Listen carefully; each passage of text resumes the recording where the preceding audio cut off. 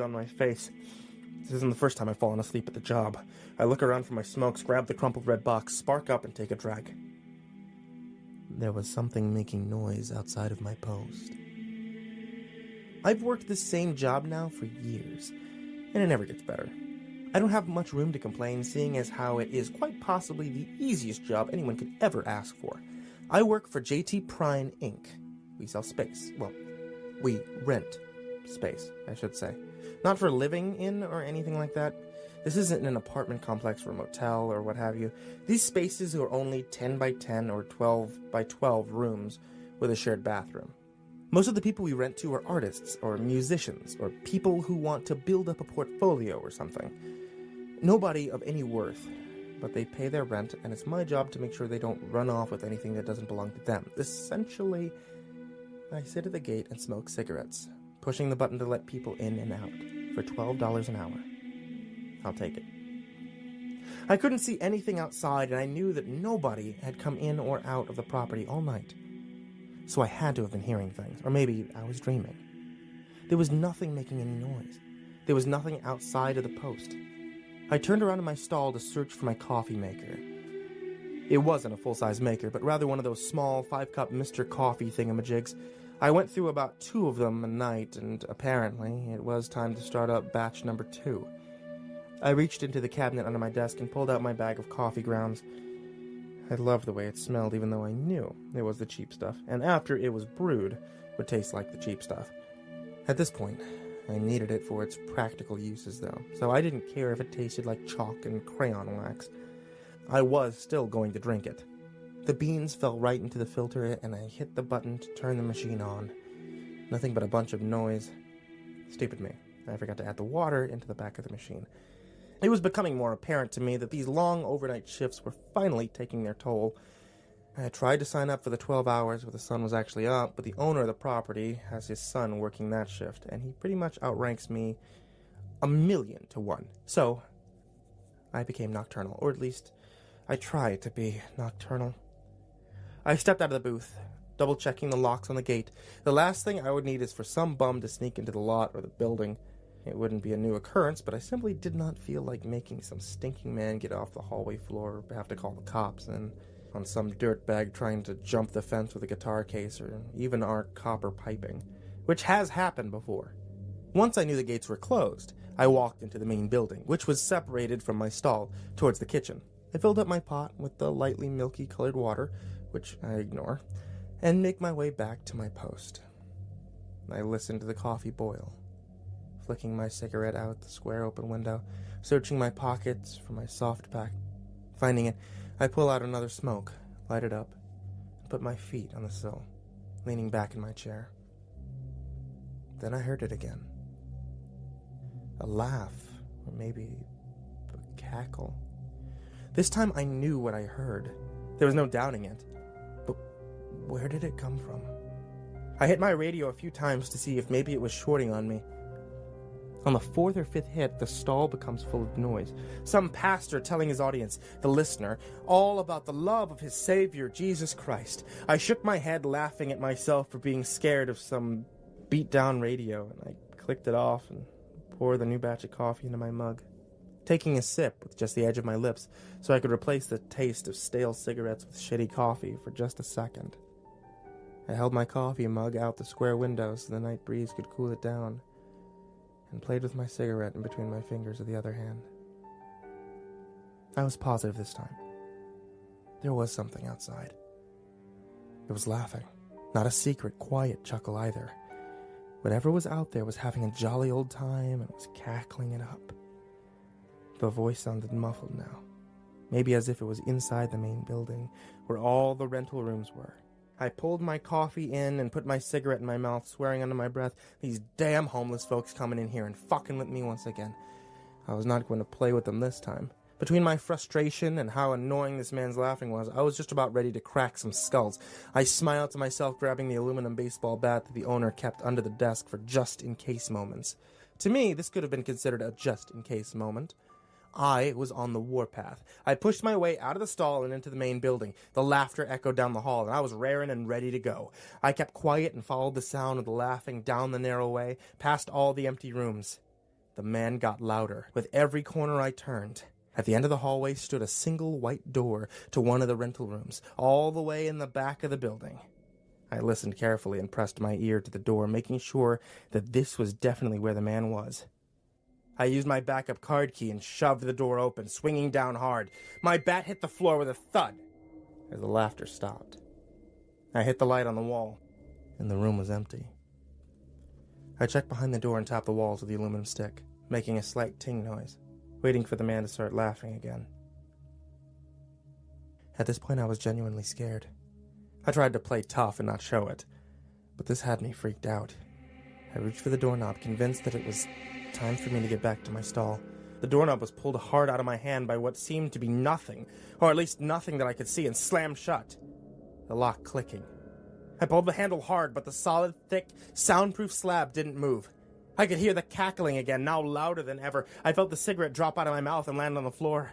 I pulled and pulled on the door, then eventually began to pound my fist on it, screaming. The laughter just continues. A sudden heat sneaks its way up my jean leg, and I look down to see the orange light. My cigarette had caught the carpet on fire. I try to stomp out the flames. The laughter gets louder and louder. I feel the fire creeping up to my hips. The room temperature is rising. I can feel my jeans melting into my thighs. I cry out for anyone to help me. The laughter continues. I roll on the ground, but it only makes matters worse. My shirt burns my back, and I smell the smoke lifting from my hair on the back of my neck. I'm smacking myself all over and flailing on the carpet. The laughter still continues. I picked my head up as fast as I could, which left a ringing in my ears. Oh, I could feel my heartbeat in my head, a rush of blood pumping itself in while drool runs down my face. This isn't the first time I've fallen asleep at the job. I look around for my smokes, grab the crumpled red box, spark up, and take a drag. There was something making noise outside of my post. The story you just heard is from MJ Orrs. To hear more from him, check out the podcast Irrational Fears, What Scares You, at horrorfictionblog.com, hosted by the very talented Anthony Luciano.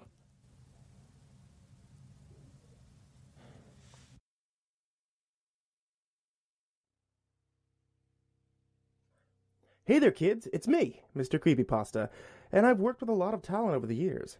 Many of the authors have books of their own, which I highly encourage all of you to check out to see more of their tales of the strange and horrific. And for those looking for a sampler of some of my absolute favorites, I've worked with these authors to compile just that. Stories that have been made famous throughout the internet, stories on this channel, and some that are brand new. The Creepypasta collection is a long time coming, with support from all authors involved. Check it out on Amazon and in your local bookstores September 2nd. Or, I suppose you could save yourself the nightmares.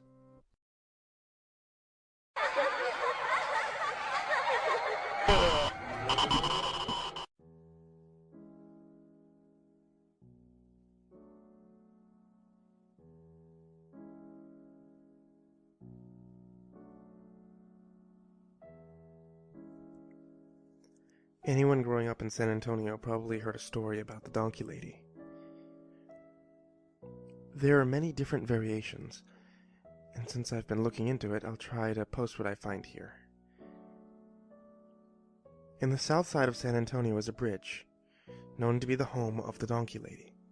Some say she's a ghost, while others say that she's a living creature, half donkey, half human. The Donkey Lady Bridge is at the end of Jet Road, before it turns into Applewhite Road. She is said to live in these woods around the bridge and jump onto your car, damaging it with her hooves if you park here too long. There are many stories on the internet about this San Antonio legend.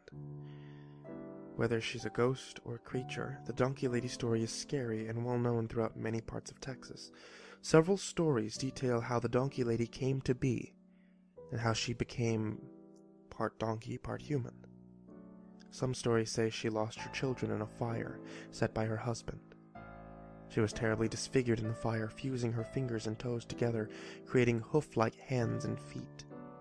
Her head was so badly burned in the fire that it healed in such a warped, elongated fashion, so it resembled that of a donkey. She roams the area surrounding the bridge in South San Antonio nightly, crying for her children. She will routinely chase off anyone who bothers her by honking.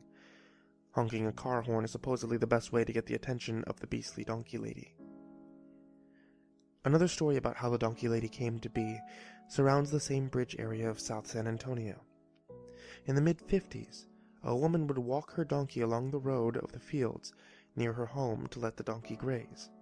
The boy claimed the woman's donkey had bitten him, so the boy's father and several of his friends plotted to grab the donkey as it was being walked by the woman in the fields.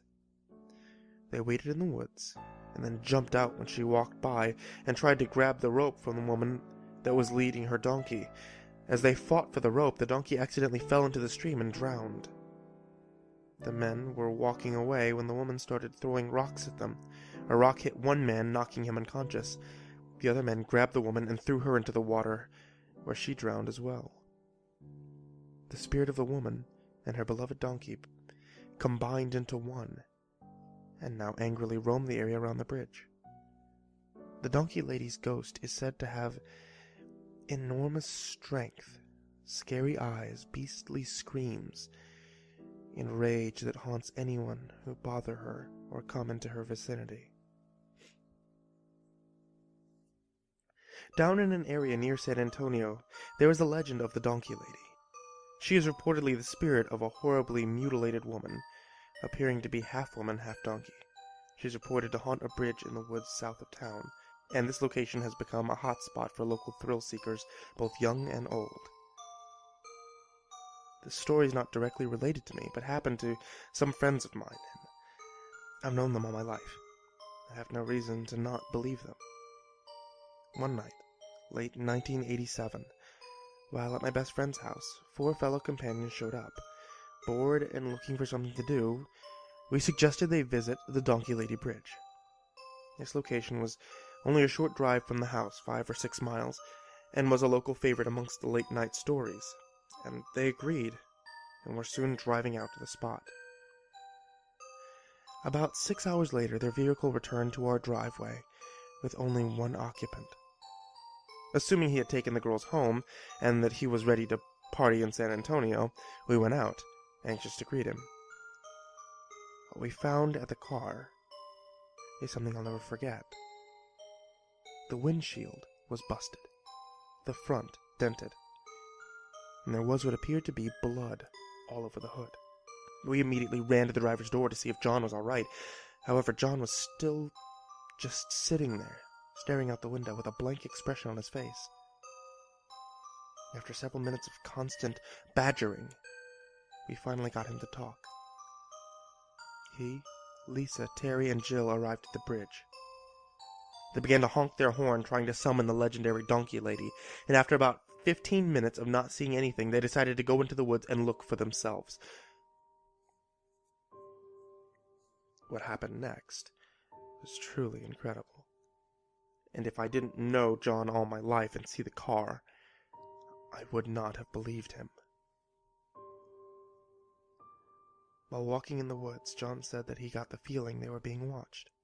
He immediately stopped and told everyone to be quiet, and looking around and evaluating the situation, he discovered what appeared to be 2 eyes staring at them off in the distance. These eyes seemed to be reflecting the moonlight, and were of a color that he said would be indescribable. The girls panicked and began to run back to the car. John was quick to follow, and soon after he turned away, there was a horrible scream from the direction of the eyes. He described it as almost being a cry from an intelligent animal. Too afraid to turn around, he picked up his pace as he ran to the car, and when he got there, the girls were already in the car, screaming for him to get in and leave. As he was trying to find his keys, he heard what seemed to be the sound of a horse running in their direction. Starting the car, he slammed it into gear and put it to the floor. Suddenly, a figure appeared in the road in front of them. Too afraid to stop, John collided with the figure. It hit the hood of the car and rolled over the roof. Looking in his rearview mirror, he said he thought the figure got up and continued to pursue them. And after hearing this and seeing the condition of the car, Steve and I immediately felt this deserved a second look. John told us that he would never return to the bridge again, but if we wanted to risk our lives, to go right ahead. Grabbing 2 flashlights and a pair of shotguns, these were the biggest weapons Steve's father had, we jumped into my pickup and made way to the bridge. As we got closer, we slowed down and turned on the many off-road lights my truck had. As we drew closer, we slowed down and turned on many of the off-road lights my truck had. These lit the road, and the woods to the side of us, as if it was daytime, giving us an outstanding view of the bridge as we approached. The first thing we noticed as the bridge drew near were the numerous amounts of blood on the road. However, these were the only signs of evidence we could find. Upon investigation of the woods by foot and shotguns, we discovered what seemed to be several tracks of a small, unshoed horse leading to the road. After several hours of looking and not finding anything, we returned to the house. By this time, John had already found his way home. We lay in bed, too excited to sleep. And to this day, none of the 4 individuals involved in this story have returned to the bridge. Did John actually see and strike the donkey lady that night? Or was it merely a stray pony startled by their presence? All I know is that something was there.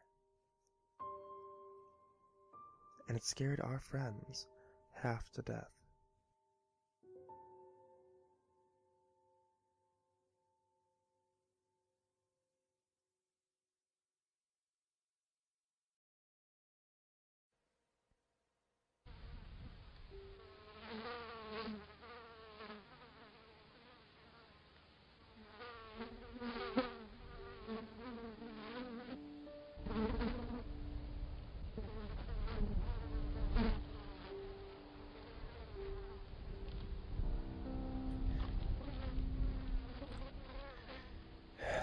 Life is too complicated.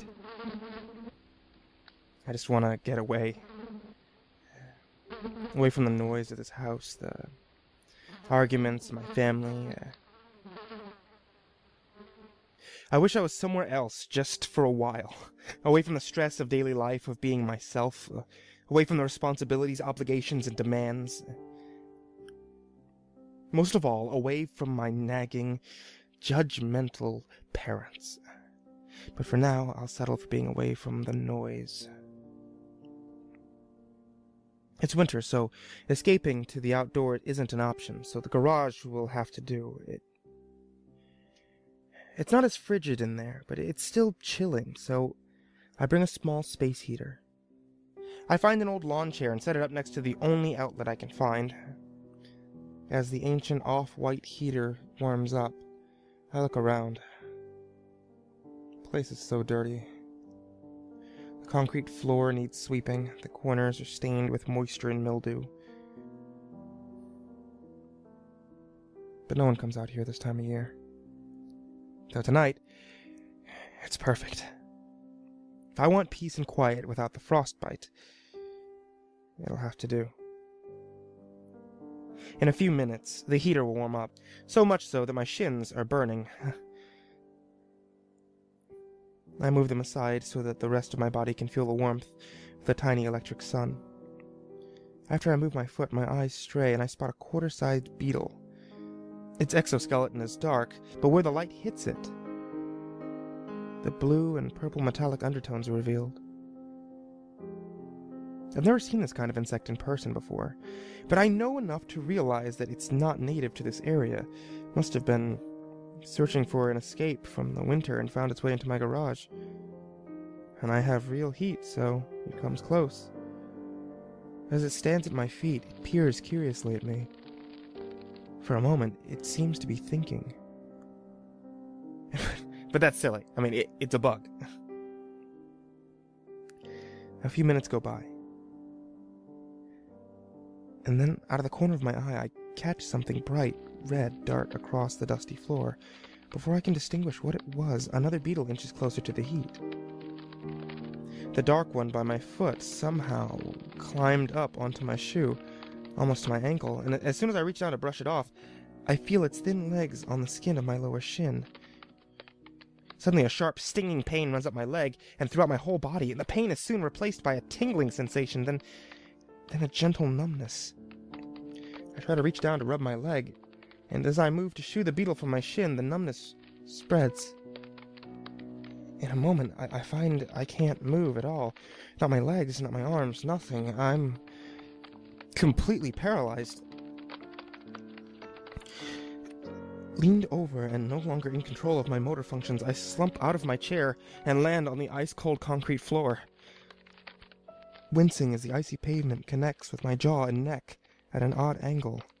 As I try in vain to pick my limp body up off the ground, I spy more beetles scurrying towards me. In my limited field of vision, strangely, none of them touch me. They're all similar in appearance to the first. Dark, with a bit of color. Whatever I was stung with is now acting as a kind of sedative, and it's starting to calm my mind. I'm confident this poison will kill me. I can feel it in my blood. But at the same time, I've never felt so peaceful. As I consider my fate, the bright red beetle steps in front of my eyes, as if it knows I can see it. It acts in a miniature way, like it's the leader of the cloud of insects surrounding me. It crawls closer to my open mouth, and I fear the worst. I feel its minute feet touch my lips, one after the other. In an instant, it's inside my mouth. And just like that, all hell breaks loose. All at once, the insects swarm over my body. By now, I would normally be gagging and flailing to the high heavens, but thanks to the sedative, I feel completely calm. Oddly enough, the tingling sensation of the swarming horde on my clothing and on my skin does not cause me panic, but instead soothes me. And I'm surprised to find that the tiny clicks of their scrambling legs hitting one after the other comforts me. I choke as the squirming mass of parasites enter my throat and descend into my body, but I'm helpless to stop them. As I lie there defenseless, I wonder why they're not stinging or biting me. As I lose consciousness, I find myself asking, what are they doing?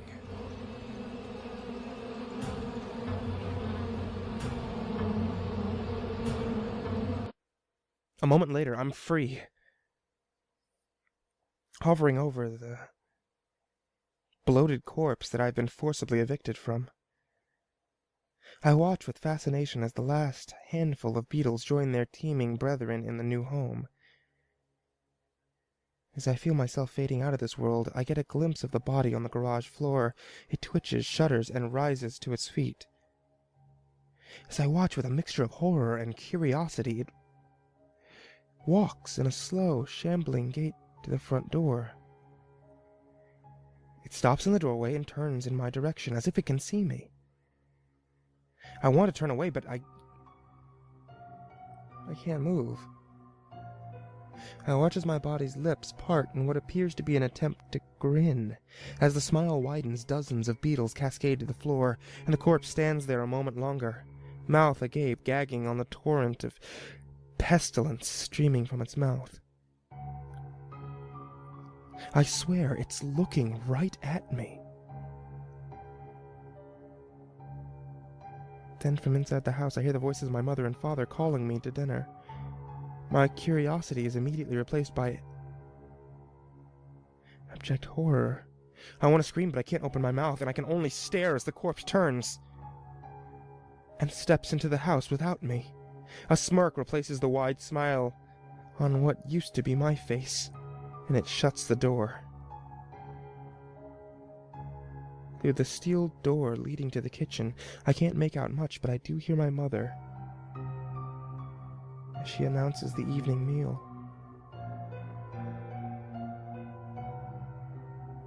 Dinner served.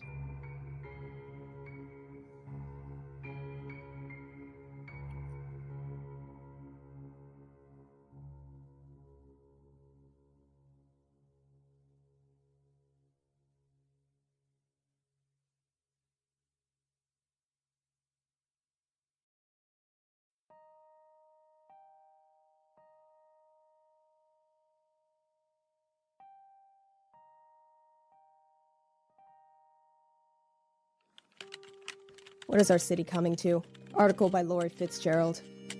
Our city is a very strange place. From the standing stone circle at the bottom of Finwich Lake, to the shimmering boreal lights that hover about the peak of Mount Ymir all throughout the winter months. Most news sources don't care about that stuff. They barely ever cross the boundaries beyond politics, sex scandals, movie news, and about half of the violent crime that goes on around here. Well, that one's excusable, all things considered. But we here at the Prowler like to dig a bit deeper. We want to peel away the armor and see what's underneath all the lights and glamour. Since this paper's inaugural issue in October 2003, I've been looking for the weirdest and most overlooked news, and I've been getting that in spades. But recently, something's been feeling off. There's a bad undercurrent in everything, a tension that no one is really acknowledging. I've been battling depression for a while for reasons that I'm not going to discuss, and I've been doing some digging into the more grounded parts of my city to take my mind off of things. Because of this, I found a few unsettling facts, and they've led me to something deeply disturbing. Did you know, for instance, that out of 100, only 6% of the crime rate in this city has to do with drugs or gang-related violence? 10% goes to robberies and domestic cases, and the remaining 84% goes to murder, sexually motivated violence, and hate crimes. I looked at some of the surveys from the early 2000s, and they were vastly different from what they are now. More balanced. Did you also know that, as of 2015, a survey done by the FBI, released under an FOIA request, has shown that our city has over 100 different cults, which have popped up in the past 3 years. These cults include the Saints of the Hollow Earth, the Church of Pure Unity, and the Fold, who were prime suspects in the ritual murders that hit our city last year. And how many of you knew that this city has been the host to more unexplained occurrences and discoveries than Salem, New Orleans, and Gettysburg combined? I've been keeping track of these things, and I never really found the time or the desire to put any of it in until recently, when an ugly new symptom of whatever disease this city has made itself known. I doubt I need to stress just how big our city is. Rosedale is a metropolis, an urban sprawl, and it's pretty easy to lose track of someone in all the mazes of the back alleys and the abandoned places. We've all heard these horror stories about the kids who play hide and seek in the alleyways and find a body belonging to some poor bastard who got lost a year previously. It's horrible. But one person going missing isn't easily noticeable, not with a population of over 5.5 million people. However, it should not be easy to lose track of more than 100 people in the course of 2 weeks. The people to which I refer to are part of our large, but often overlooked homeless population. They've been beneath the notice of a lot of people. Some of you are probably guilty of this, dear readers. And now they're vanishing. We here at the Prowler have a lot of contacts in the homeless community. They are, after all, the overlooked minority, and they seem more than most let on. And, over the last few weeks, we've been seeing less and less of them. The people that we can get to talk all say that people have been going missing in the dead of night. No one out there knows what's happening, and none of us on the Prowler staff know either. And the police just don't care. But then again, when have they ever? These are innocent people. They're single mothers and fathers. They're war veterans who got screwed by the system. They're runaways and potential prey to exploitive monsters. These are people who need protection, and none of us have seen the police force raise a finger to help them, not even with the evidence that we collected. Oh yeah, we managed to get some evidence together. Pictures of shanties that were torn apart and sleeping bags ripped up like someone had taken a hunting knife to them. Footprints in the mud, smashed light bulbs near the places that the disappeared frequented. Hell, we even found a blood splatter near one spot. But the police didn't consider them. We took them to Captain Powell herself, and she gave us the same, "We'll look into it when we have more resources" crap that all of us know is just her way of telling us that we don't have a chance in hell of drawing attention to this. So I feel like this needs to be said, and said right now. Rosedale is sick. Rosedale's been sick for a while now, and this recent series of disappearances is yet another symptom of something worse. I don't know what it is, but I'd like to find out. Until then, dear readers, stay cautious and keep your doors locked at night.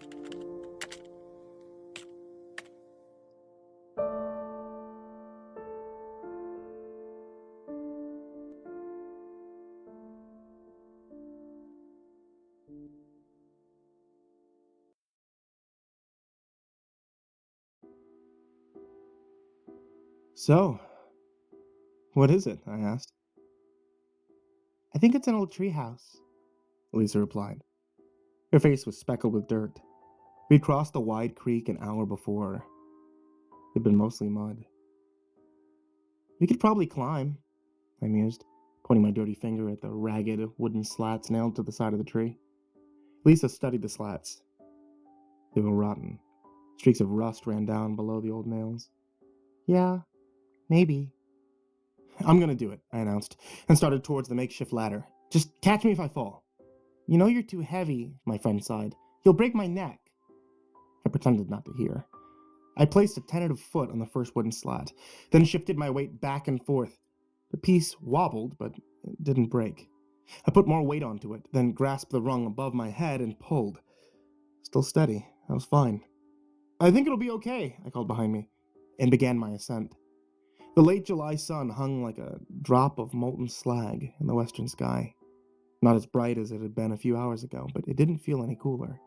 Sweat poured down my brow and chest and legs, spattering Lisa. She clicked her tongue in annoyance.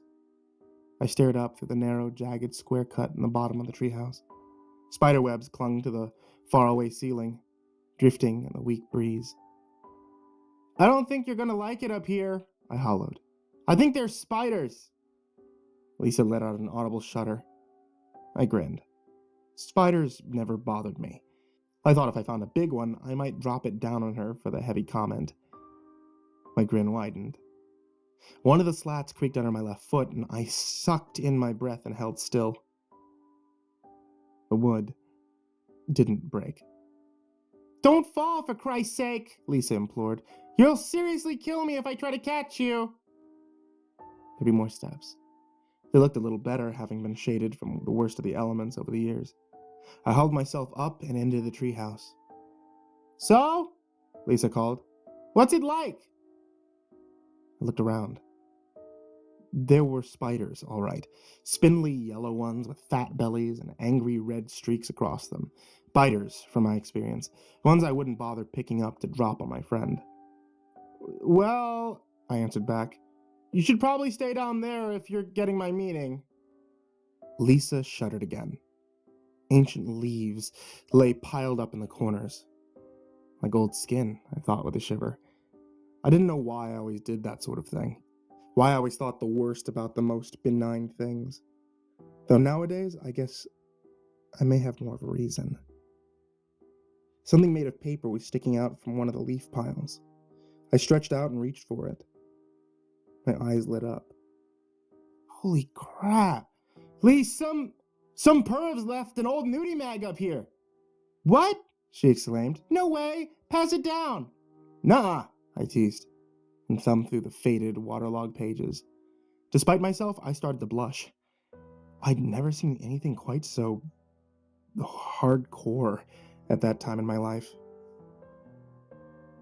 Do any of them look like Kira? Lisa teased. I didn't answer.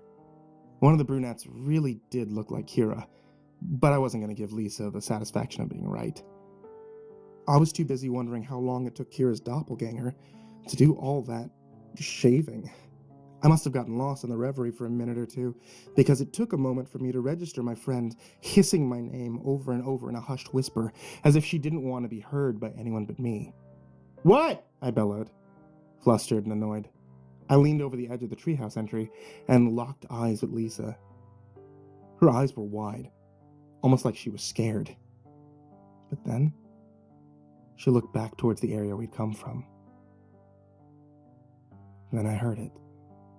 Footsteps on the stony embankment we crossed when we first spied the treehouse. Hey, honey, a male voice called. What are you doing out here all alone? I crept across the splintery floor and peeked out the side window. A man was approaching Lisa, a stranger. I leaned back against the wall, staying unseen. Goosebumps rose on my arm without me knowing why. Just hanging out with my dad, Lisa lied. He had to pee, but he'll be right back. The man let out a dry laugh. Must have a hell of a bladder on him. I've been watching you for a little while from over there. Never saw him at all. Does Dad usually pee for 5 minutes straight? Lisa didn't answer. I felt a spider's prickly legs tickle my shoulder. I flicked it away without looking. "I think," the man said, shifting his voice from mocking friendly to just mocking, "you're either all alone out here, or you just got a little friend up in that treehouse." My breath caught in my throat. "No," Lisa stammered. "It's just me and Dad. He's a cop. He's on his way back." "Oh, yeah?" He chuckled. "Big bladder police officer's coming back, huh? Can't blame him, really, I gotta say. If you were my daughter, I'd never let you out of my sight." I heard enough. "Lisa!" I yelled, pushing my head through the hole I climbed through. "Run away!" The man looked up at me, casually. Our eyes met. "You know," he said. I didn't know if it was to me or Lisa. "The sunset's breathtaking today. Seriously, you should take a look." Couldn't imagine living my life and dying without ever having seen such a beautiful sunset. Lisa turned on her heel and made as if to run, but the man's hand shot out and grabbed her arm, his fingers digging into her left armpit. She shrieked. I screamed at him, demanding he let her go. I threw the magazine toward his head. It fluttered harmlessly to the ground like a dead, smutty moth. "You can come get her if you want," he told me.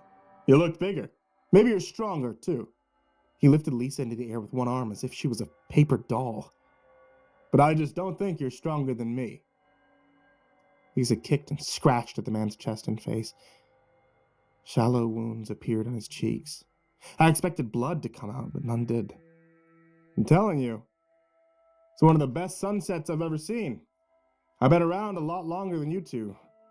Much, much longer." I debated dropping out of the treehouse onto his outstretched arm. Surely it'd be enough for him to drop Lisa, but I'd break my leg, maybe both of them. I remained where I was. Like a coward. "Look at the sun, honey," the man told Lisa. She didn't obey. Her scratches and kicks continued uninterrupted. There were more cuts, but still no blood. My own was starting to freeze. "Turn around. Look with me, beautiful." He glanced back up at me. His pupils were pinholes. "This is your last chance to look on your own." Lisa aimed a savage scratch across his right eye. One of her fingernails split the bottom lid as it went. A tatter of pale skin hung against his high cheekbone. He would not bleed. The man said, "Okay." 30 years later.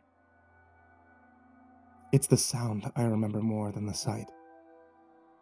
It was a sound like a foot slowly crushing a carton of eggs, again and again until the eggshells were too pulverized to make any more noise. That's how it sounded when the man placed his free hand on the top of Lisa's head and twisted around and around and around until her head hung against her shoulder like a marionette with a broken string, until her head was facing the sunset. I don't know if I was screaming as it happened. I could have been. I should have been, but all I heard were the cracks, the wet, crumbling cracks, the wet, crumbling cracks, and the man's voice, loud and clear, not shouting, but firmly and steady, patriarchal. The father knows best lecture. "You're my girl now, but you were as soon as I saw you. Young and sweet and sun-kissed. How wouldn't you kiss it back? Okay. It's all okay. You're part of me now. Your friend up there didn't love you like I love you, and I do love you, sweetheart. I love who we are now, and I love what will become. See how the sun shines over the trees on the hill? Gonna shine long after those trees are gone, long after the hill's gone too, but we'll still be here. You and me in the sun." He lifted his head to stare into my horrified, tear-streaked face. "And everyone else." I sobbed as I watched in disbelief as he grabbed the flap of flesh hanging from his eye and pulled, unzipping his face and neck. I retched. Something was glowing beneath his skin, but not with any kind of light I'd ever seen. It was a cold wetness, as if ice was shining out of his skin. casting frigid rays across his arms and the body of my best friend. "I want this beautiful one," he whispered to me, as he raised Lisa's corpse into the air and started to lower her feet first into the chasm in his face. "I don't need you. But if you want to be with her, I have room. I will come back and ask." Other than pitiful bleats, nothing left my lips. Lisa disappeared into the hole in the man's head, sinking into the devouring whiteness like a trapped animal in a snowstorm. At the time, I could have sworn I'd heard shrieks coming from that hole. Other girls, young women, screams and pleads. Decades later, I realize it might have been my own imagination. But one thing I'm sure of, one thing about which I am absolutely certain is the moment before Lisa was pulled into the man. The moment before her hideous, twisted neck flopped back and forth, her eyes open, her mouth wrenched into a perfect circle as she shrieked. "So bright. The sun is so bright. Don't look at the sun. Don't ever look at..." And she was gone. The man walked away without saying another word. Like I said, it's been 30 years. I never saw the man again. Lisa was never found. My wife, Beth, shakes me awake every night as I scream Lisa's name, as I dream about the sight of my friend's body sinking into a man's split face. I told Beth the story. I don't know what she believes. I stay out of the sun. I heed the warnings contained in my best friend's last words. My eyes are always at the ground, always low, never daring to glimpse the star that gives us life. Beth doesn't ask me to watch the sunset with her anymore. I let her go by herself while I sit alone in the house. Alone in the cool shadows, waiting for him to come back. And I wonder what I'll say.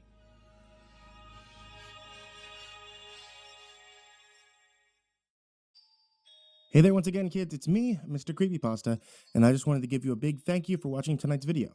If you guys ever wanted to help support the show, you can always do so if you watch the show on youtube.com/MrCreepyPasta or find the Mr. Creepypasta Storytime podcast on iTunes, on Google Play, and on Spotify. And also, if you ever want to check out my wife's tea shop, it's etsy.com/ivorymonocletea, where she sells hand-blended herbal teas in the theme of Dungeons & Dragons and Harry Potter and Final Fantasy and the like. You can find the link for it, as well as many, many, many other links in the description down below. And, drumroll please, a big, big, big thank you to everybody supporting me at patreon.com/MrCreepyPasta. People such as Tasia Lynn, Gino Baga Arneo, Daniel Paulson, Trace Miles, Jordan Alexander Sanchez, Wayne Milstead, Dr. Strawberry, Champinski, Ken Lando Higuchi, Brianna Ventine Jensen, Nicholas Saeed Elyasin, Buddy Burrows, Stephen Van Huss, Kai Albertson, Goonington, G. Weevil 3, Chance Burnett, Diane Krause, Asia, Gabrielle DeBaca, the Red Oak Shield Virus, Cindy Barney, Titty Connoisseur, really? Titty Connoisseur? Melissa Swagart, Dante Rao, Last Blade Song, Cross Rights, The Ginger Bros, Eliminator 86, Andrew Steinberg, Jason Sistma, Holy Realm, and Rafael Rodriguez. Thank you so much to you guys out there on Patreon, to all of you listening to either the podcast or the YouTube show. And that is everything, guys. Thank you so much for listening, and sweet dreams.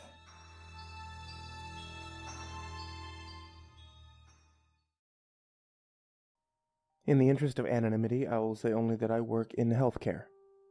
We seem to get more than our fair share of strange patients. One specifically had been on my mind lately. The girl in question, a recent admission, had a story disturbing enough to run through the interdepartment grapevine fairly often. Tired of hearing the same gossip repeated endlessly, I pulled and read her file, intending to debunk the rumors. I wish I hadn't. The following is a cleaned-up version of her personal written account. This is all a misunderstanding. Honestly, I'm fine. I am not the problem. There's someone else out there responsible for this. They're doing this to torture me. I shouldn't even be here. I've had some issues with my body image, that much is true. I was actually failing yet another diet when this first happened. We were out celebrating Becky's promotion. The 5 of us were at dinner. It was a really nice restaurant, but I can't remember which. And my diet willpower was running on empty. We'd all had a glass or 2 of wine, and by the time my salad came, I'd resolved to eat only half of it. And only that much so as to not cause any scene on Becky's night. The girls pestered me whenever I refused to eat. Still, I couldn't help but think that it was no coincidence that the skinniest out of all 5 of us was the first to get promoted. We'd all graduated more than a year ago, and the real world was like a slap in the face. None of us were really where we wanted to be, except Becky, of course. Hunger filled me with constant pain, and hating myself for it stressed me out to the limit. So when the waiter put cheese on my salad, I didn't stop him. I wanted to throw the salad away, to refuse to eat it, but I was so hungry. And then 2 bites in, angry, but putting on a happy face for the girls, I found a long black hair wrapping around pieces of lettuce. It immediately disgusted me, and I'd almost eaten it without realizing it. We got our meals for free, and the girls didn't even bother me when I couldn't bring myself to eat it. The hair had knocked out my hunger completely. I was on cloud 9 for the next day or 2. I wasn't hungry. I wasn't stressed. It was amazing. I thought I'd stumbled onto some great new form of self-control. But the girls thought otherwise. Or maybe just Becky. See, I was at lunch with Andrea when the hunger began to reach a breaking point again. Depleted, sad. I gave in and ordered a large salad. Andrea smiled and said something about being there for me if I needed to talk. I bet she was in on it. In my memories, her smile seems vaguely sinister and mocking, as if she was anticipating what was happening next. I found a fingernail in my salad, a fake red fingernail. Those things are disgusting. There's so many germs under fake nails. I know. Lunch was free again, but I couldn't bring myself to eat. The shock and disgust had again knocked out my hunger completely. Part of me was relieved and empowered. I was going on 2 weeks without eating, and this whole disgust thing was really helping me lose weight. But I'm not crazy or stupid. I know that you have to eat sometimes. Another day or 2 passed, and I ordered a chicken salad while at brunch with Becky. She kept gloating on and on about her new job, about how her boss was vaguely hitting on her. I hated her so much. Secretly. Even if outwardly I was happy for her.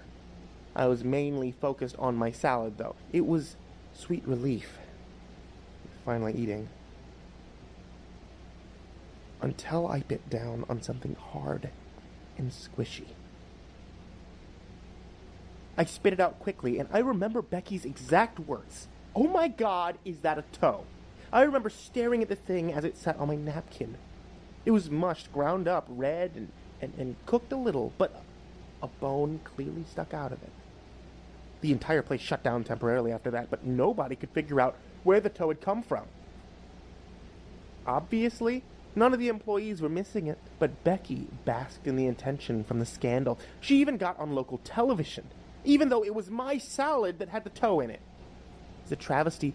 People can get seriously sick if they accidentally eat things like that, she said to the reporter. I was starting to wonder whether she had something to do with it. See, the shock overwhelmed me, depleting my hunger for a little under a day, but my relief and enjoyment was short. I knew I had to start eating again sooner rather than later. Not up for any more of Becky's sick pranks, I decided to scope out the vending machines at the mall. I hated myself so much right about then, staring at candy bars and feeling weak. But I had to eat, and I had no willpower left. Chocolate would make everything right. I bit into the thing. So amazing. Sweet, sweet chocolate. It was only 2 bites in when I saw something poking out between the wrapper and the candy bar.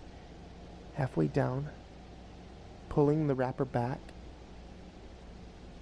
I couldn't help but hurl it onto the floor as I puked up what I'd eaten. Pressing between the wrapper and chocolate was what was unmistakably a flap of skin.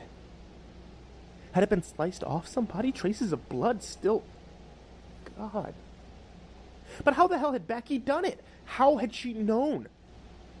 I was so full on terror and anger then, even if a tiny part of me had been relieved to throw up the 2 bites that I'd taken. Tortured but still fighting off my own urge to not eat, I ordered a slice of pizza at the food court. It came with a large bubble in the crust. Sickly, despairing, I ripped it open, finding what looked like someone's cornea cooked inside. God damn it, Becky! She had to be somewhere around, tracking me, doing this to me. Did she have the help of all these girls? I drove. By nightfall, I ended up across the state line. I pulled into the backwater restaurant that I'd never heard of, relieved that I ordered a hamburger from the polite old man who probably owned the place. There was no way that Becky or the girls could interfere with my food here. The hamburger slid in front of me on a quaintly decorated plate. It looked like the most delicious thing ever. I still considered not eating. I still considered continuing my diet, and I hated myself for giving in. But I didn't want to die. You know, people have to eat. I paused before biting in. Sliding back the bun, I investigated the contents. Everything seemed normal, until I lifted the tomato from the lettuce. I couldn't tell what it was at first. A pinkish grayish blob, a bump in the ketchup. I lifted it up by a stringy bit and stared at it until I finally understood. It was a piece of brain matter. I would have thrown up, but my heaving stomach had nothing in it. I drove away from there as fast as I could, continuing in random directions. I didn't know how Becky and the girls are tracking me or predicting what I would eat, but I had to evade them. Candy bar from a gas station? Nope. Chicken nuggets from a drive-thru? Nope. I still don't know how they did it. I even begged a younger kid to make me a sub from start to finish, watching the entire process, making sure nothing was in it. He handed it to me. I opened it up and... oh God, I still remember his expression of confusion and horror as I screamed, but a strange calm came after that. 3 weeks. 3 weeks without eating. 4? I knew I would die if I didn't eat. I had this strange thought. I had this idea of a place they couldn't predict, couldn't make disgusting and inedible. I found it. I did. I beat them. I found the most delicious salad, and I ate it, desperately, gorging, knowing that I was finally saved. But I'll be honest, that wasn't what I expected to find the first time. It makes sense now, though. When I cracked his skull open with that pipe, I almost couldn't believe it. He fell, and chicken salad spattered across the pavement. Supple green lettuce, crunchy and stringy. Strips of chewy chicken, the dressing was to die for. I was finding pieces of people in my food no matter where I ate, so the only logical place to find something edible. The only logical place was inside people.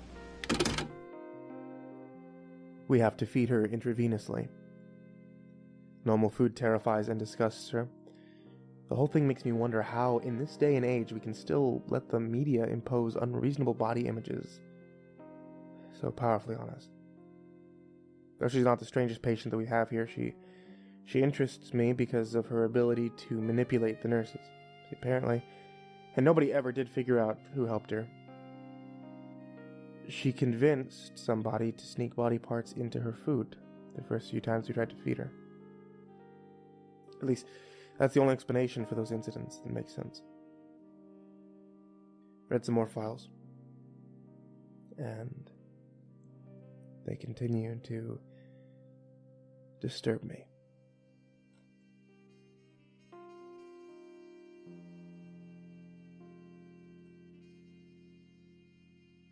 After delving into one of the patient's accounts, I become more aware of the bizarre array of afflictions that we contain here. And I'll be honest, I never really thought of the patients as people before. Crazy is a label that immediately dehumanizes someone, cutting them off from any sympathy or understanding. So there's one girl, for instance, who refuses to talk to anyone unless she's allowed to feel their temples for nerve fibers first. whatever that means. Other than that, and some mild paranoia, she seems completely aware and normal, but before, it was easy to write her off as just some crazy patient. I mean, see, I wonder what she was thinking. She refused to give any explanation for her behavior. The more I read their accounts, the more I realize that these are real people afflicted by tortures beyond mundane imagination. Last night, reading while on break, one man's words caught my attention. I know him. He's constantly depressed, resigned, drained. But now I think that underneath all that, it may be like any of us. It's just pained by this thing that grips him. Fine, I'll tell you. Just no more shocks. You promise no more shocks if I tell you. It doesn't make a difference anyway. I know how it started. It's obvious now when I think back. I was on the street walking with friends. We were drinking, heading to the next bar when some weird, disgusting guy with desperate eyes bumped into me. He smelled like sweat. Something else. But he spilled something on me. I got it on my hand, on my fingernails specifically. It was blood. He spilled blood on me. He froze.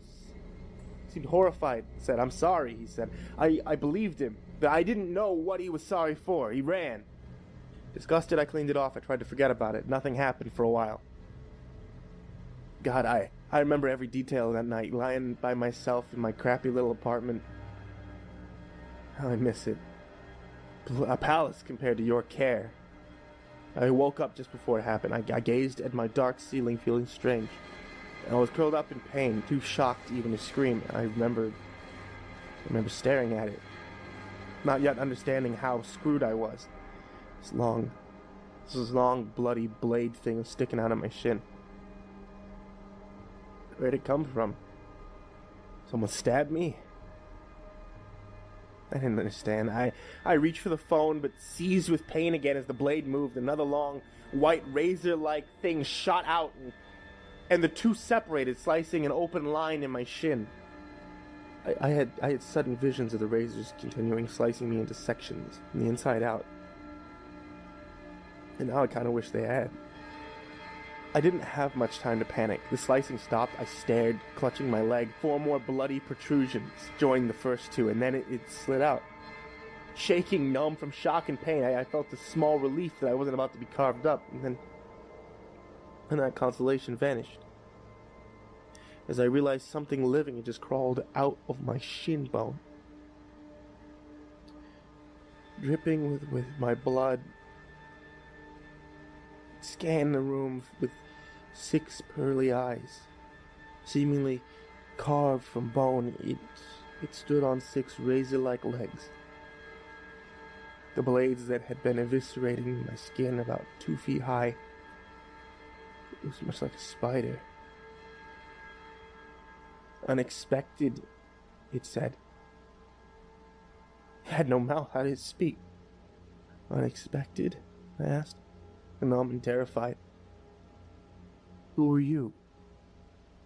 Trembling and on the verge of tears, I just wanted it to go away. Nobody important. That was the wrong answer. It jabbed a leg back into my exposed shin bone, nearly avoiding the separated flesh and streaming blood. I felt a sharp jab in my chest. I understood, implicitly horrified, that this creature's razor legs entered my tibia, but emerged from one of my ribs, a blade point pressed against my heart from the inside. Please, please, I begged, sweat running into my eyes. I'll do anything you say. I'll do it. Just don't kill me. Acceptable, it replied. It withdrew its leg, and the pain in my chest went with it. You'll do as instructed or die in uttermost pain. Yeah, it's fine, I choked out, sobbing. It climbed back into my exposed bone, and then it was gone.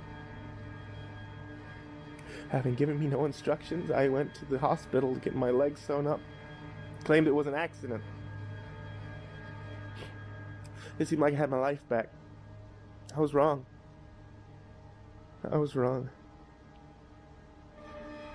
It slid out between my stitches a few nights later. Dismayed, but ready, I made sure to memorize everything I could about it. Spindly, deadly, it was strangely beautiful in an ivory and insect sort of way. Somebody had to know about this thing. Gave me orders, it made me do things. It started with small crimes. It wanted them done in a specific manner with contrived evidence left behind for some reason I wasn't told. It directed me to dangerous criminal locations. Though other people were the least of my concerns by then, one of its other slaves gave me a long animal bone treated with that special blood. And it often made me bring this bone to shady locations. It would emerge from that bone and converse with someone aware of it, able to defend from it, someone it needed to make a deal with for its purpose. I never saw him. I doubted that he would help me, even if I did find him.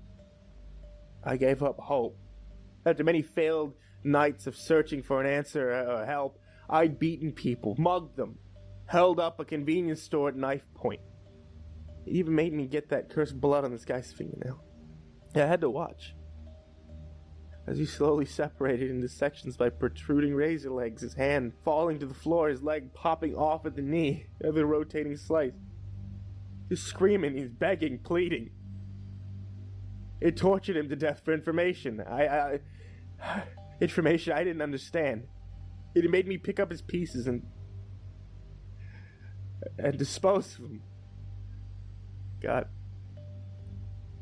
Whenever I wasn't on assignment, I turned to other ways to try to distract myself from the black pit of despair welling up inside me.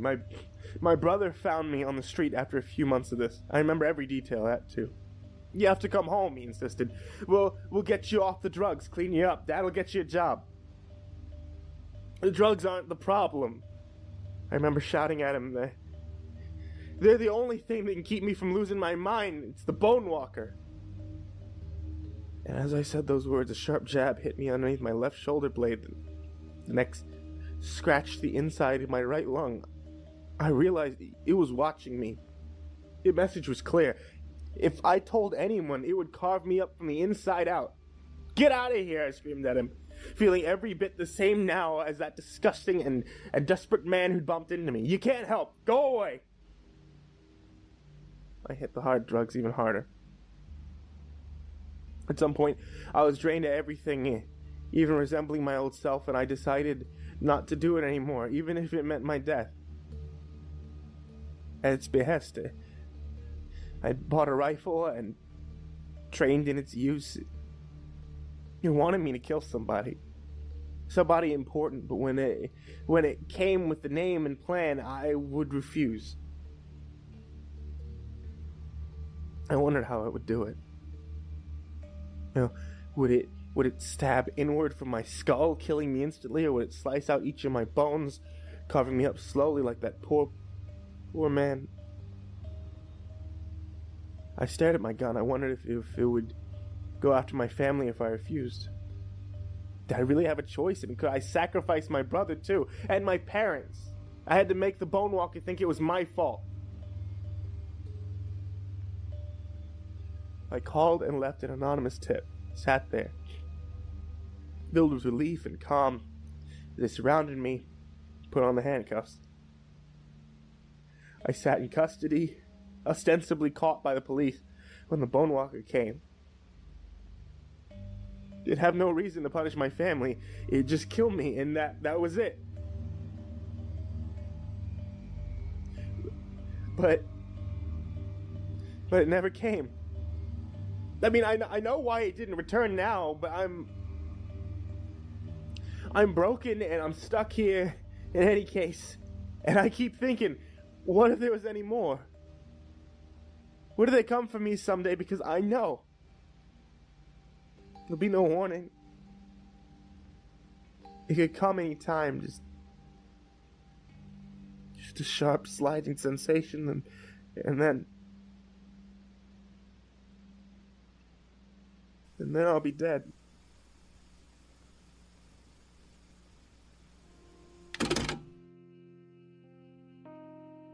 The thing that captivates me most about his account is that it's very similar to some ravings left by a man who died horribly a while back.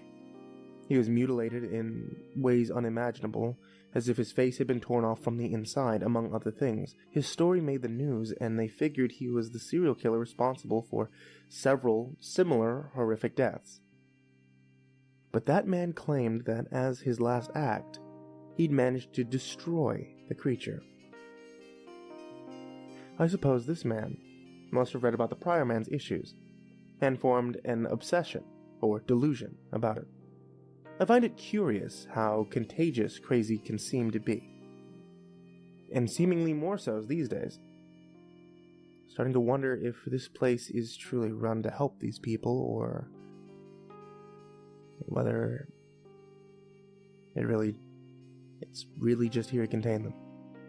Like quarantine for a plague. Now I'm convinced something more is going on.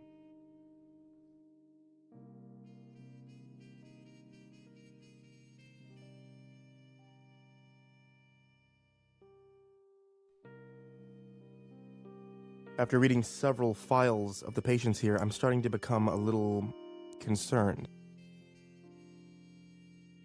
I have this notion that there's some sort of pattern here, but I can't quite define it yet. I'm especially concerned about the last male patient's claims that he's been shocked or mistreated. We don't do shock therapy here. Shock therapy would actually be possible treatments for severe unresponsive depression, which is exactly what he has, but we don't do that here. While reading through files last night, one girl's transcript leapt out at me. I know it's strongly part of the pattern I'm sensing, but I still can't quite put it together. That sound. Can I have some of that? The coffee. Come on, it's just coffee. Give it to me. All right, I'll tell you. But this better not be a trick, you promise? Where do you want me to start? Okay. It was class, honestly. Yeah, class. Think it's ridiculous that someone like me could have gone to college, fucker?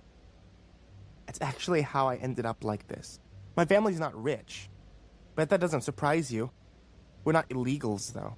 Just new to the country and not well off. I was the first in my family to go into a good college. My older sister screwed around in high school, but I worked myself half to death. I figured, once I get in, it's all set. I can relax. And then I actually got there. Everyone around me seemed so immature, so stupid. They partied all the time. They never studied, never did their homework, nothing. Half of them didn't even show up to class. The football players, they didn't even take the exams. I couldn't understand it. Did they have any idea how much college cost?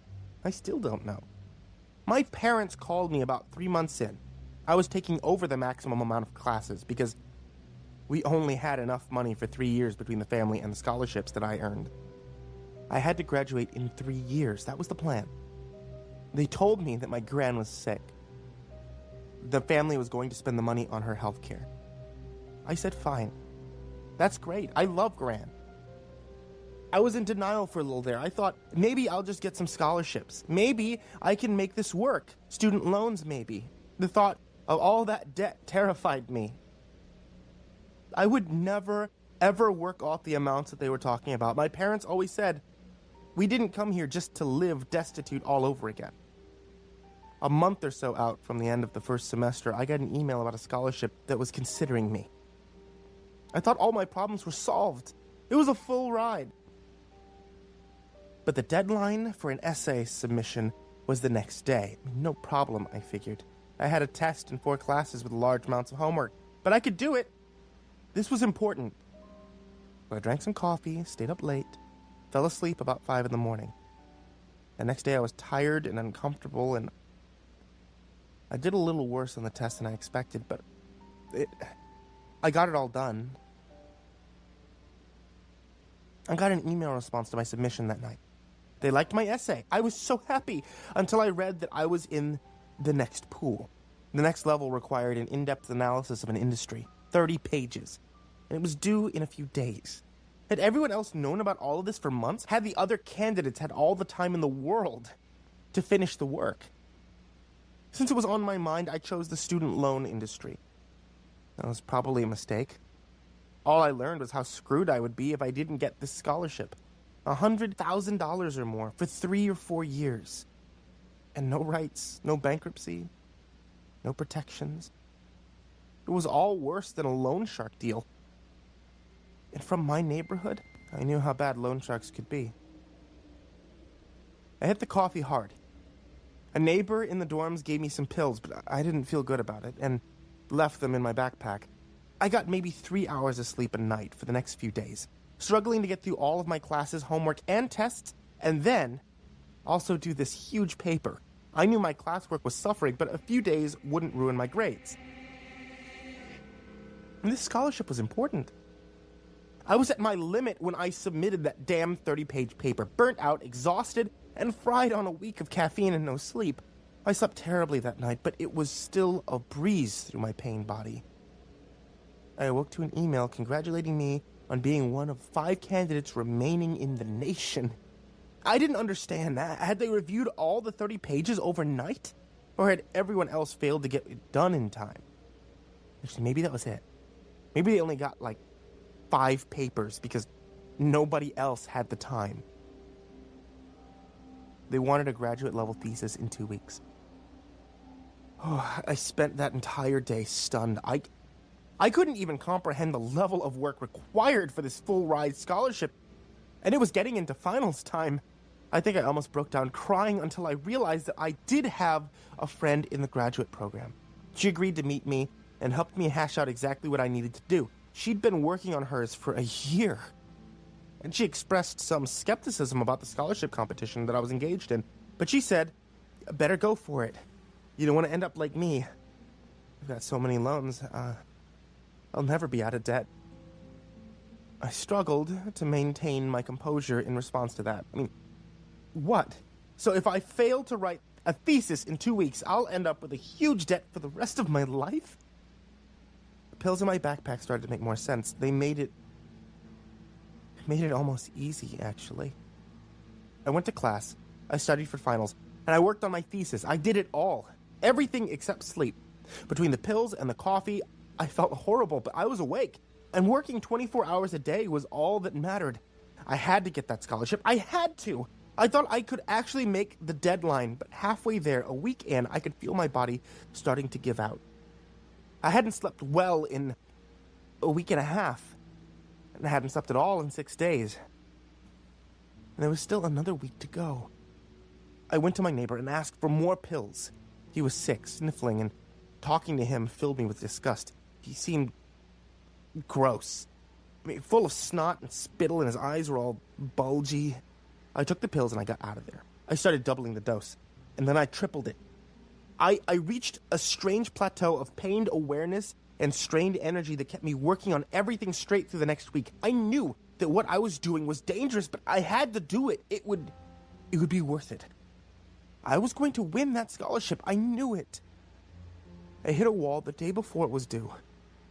Staring at the massive thesis I'd produced just a few pages from the end, the most crucial portion, the conclusion, all escaping me.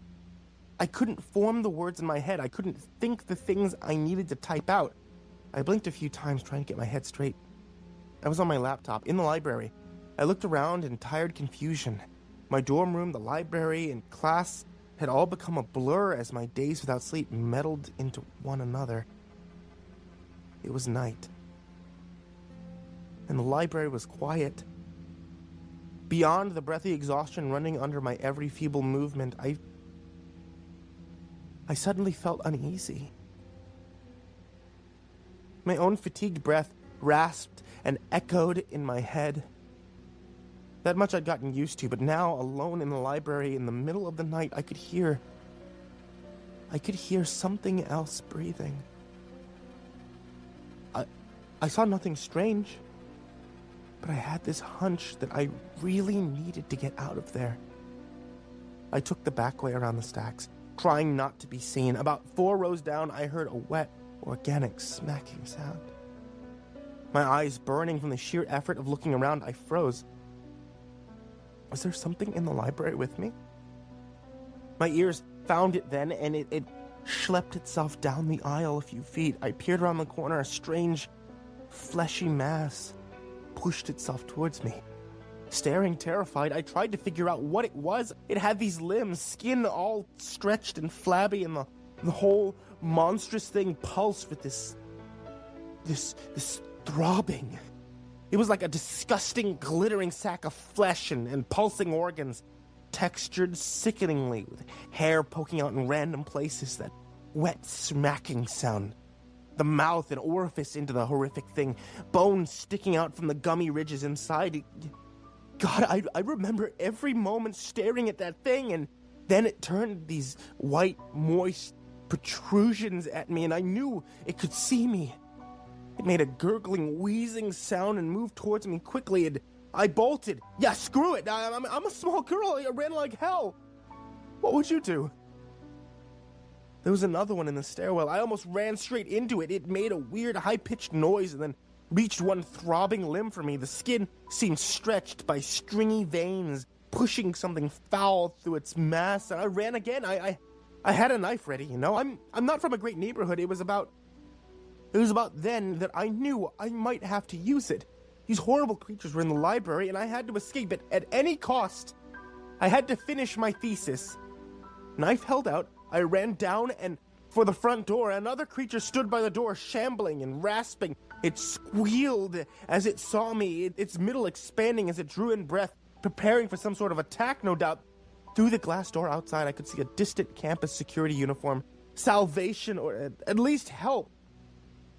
I slashed the creature across the expanding middle, tearing the spongy flesh open. It seemed to immediately release all sorts of acid, quivering organs, red and brown and purple, and I couldn't help but puke, tears streaming down my face. I'd never seen anything so disgusting. Leaving the rupture sack of flesh on the ground, I ran for the doors. I remember that moment. I remember screaming for help. That uniformed figure came over, approaching me quickly. And it was one of them. I stabbed that one too, sliced it up, and ran for my dorm room. I'm not sure what I was thinking. I was fully awake from the shock, that was for sure. I finished my thesis while covered in blood, and I submitted it. They came for me, maybe an hour later. I can't remember it, but apparently I was just sitting there, smiling, and I hadn't even tried to sleep. But you know the rest. And you people tell me that I had an episode, that my filters were fried, and that I was just seeing humans the way that they really look, without familiarity or recognition. It doesn't make me feel better. I still see tissues and pulsating, stringy veins, throbbing organs, and a loose sack of flesh. When I look at myself, you stay behind that mirror, keep me isolated, and I'm still broken. What if I never get better? Keep my family away, keep my gran away. I can't see them like that. God, I'm so tired.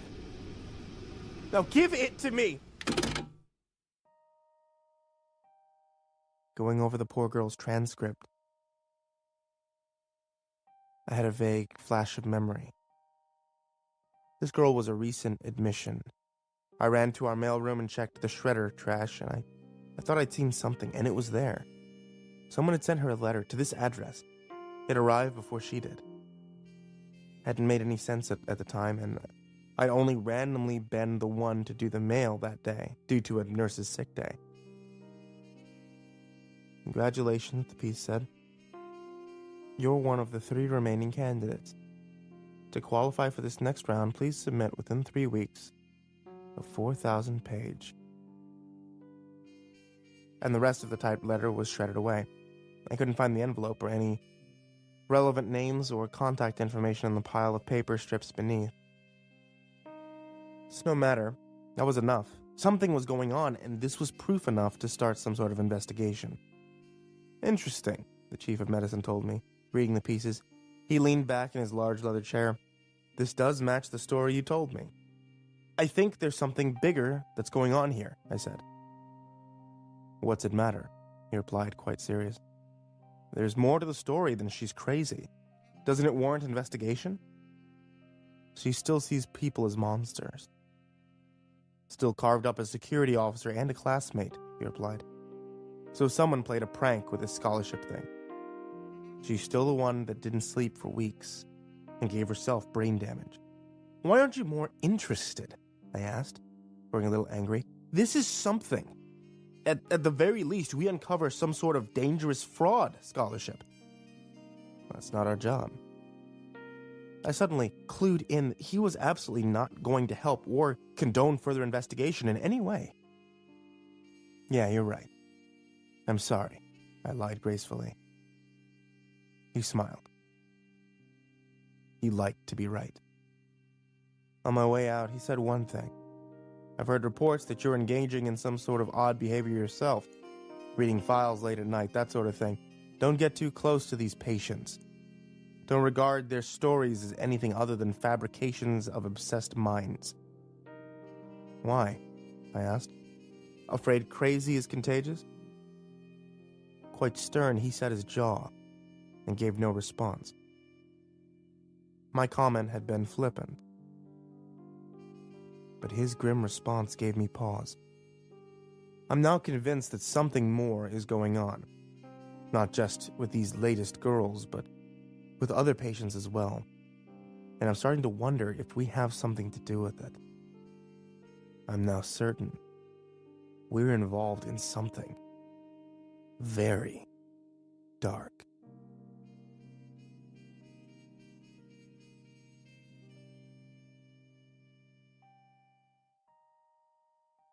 After today's events, I'm unsure whether I should continue my investigation. I resolved to speak personally to patients rather than just read their files. I had the notion that if there was some agency working against me, possibly involving the chief of medicine, I should find patients without written or oral accounts. Only those furthest gone have refused to give statements, but I'll be the only one to know their stories, and that will put me a step ahead. I decided to start with the most heartbreaking patient we have. For several months, he's been unresponsive to any attempts to help. I can't imagine being in his situation, but I have seen him recently responding to the nurse that takes care of him. Oh hey, I haven't seen you. I meant to say thank you for handling the mail for me when I was out, she greeted me, smiling warmly. Caught off guard, I only managed a weak response. Sure thing. I was always slightly flustered around her. For anonymity's sake, I'll call her Claire.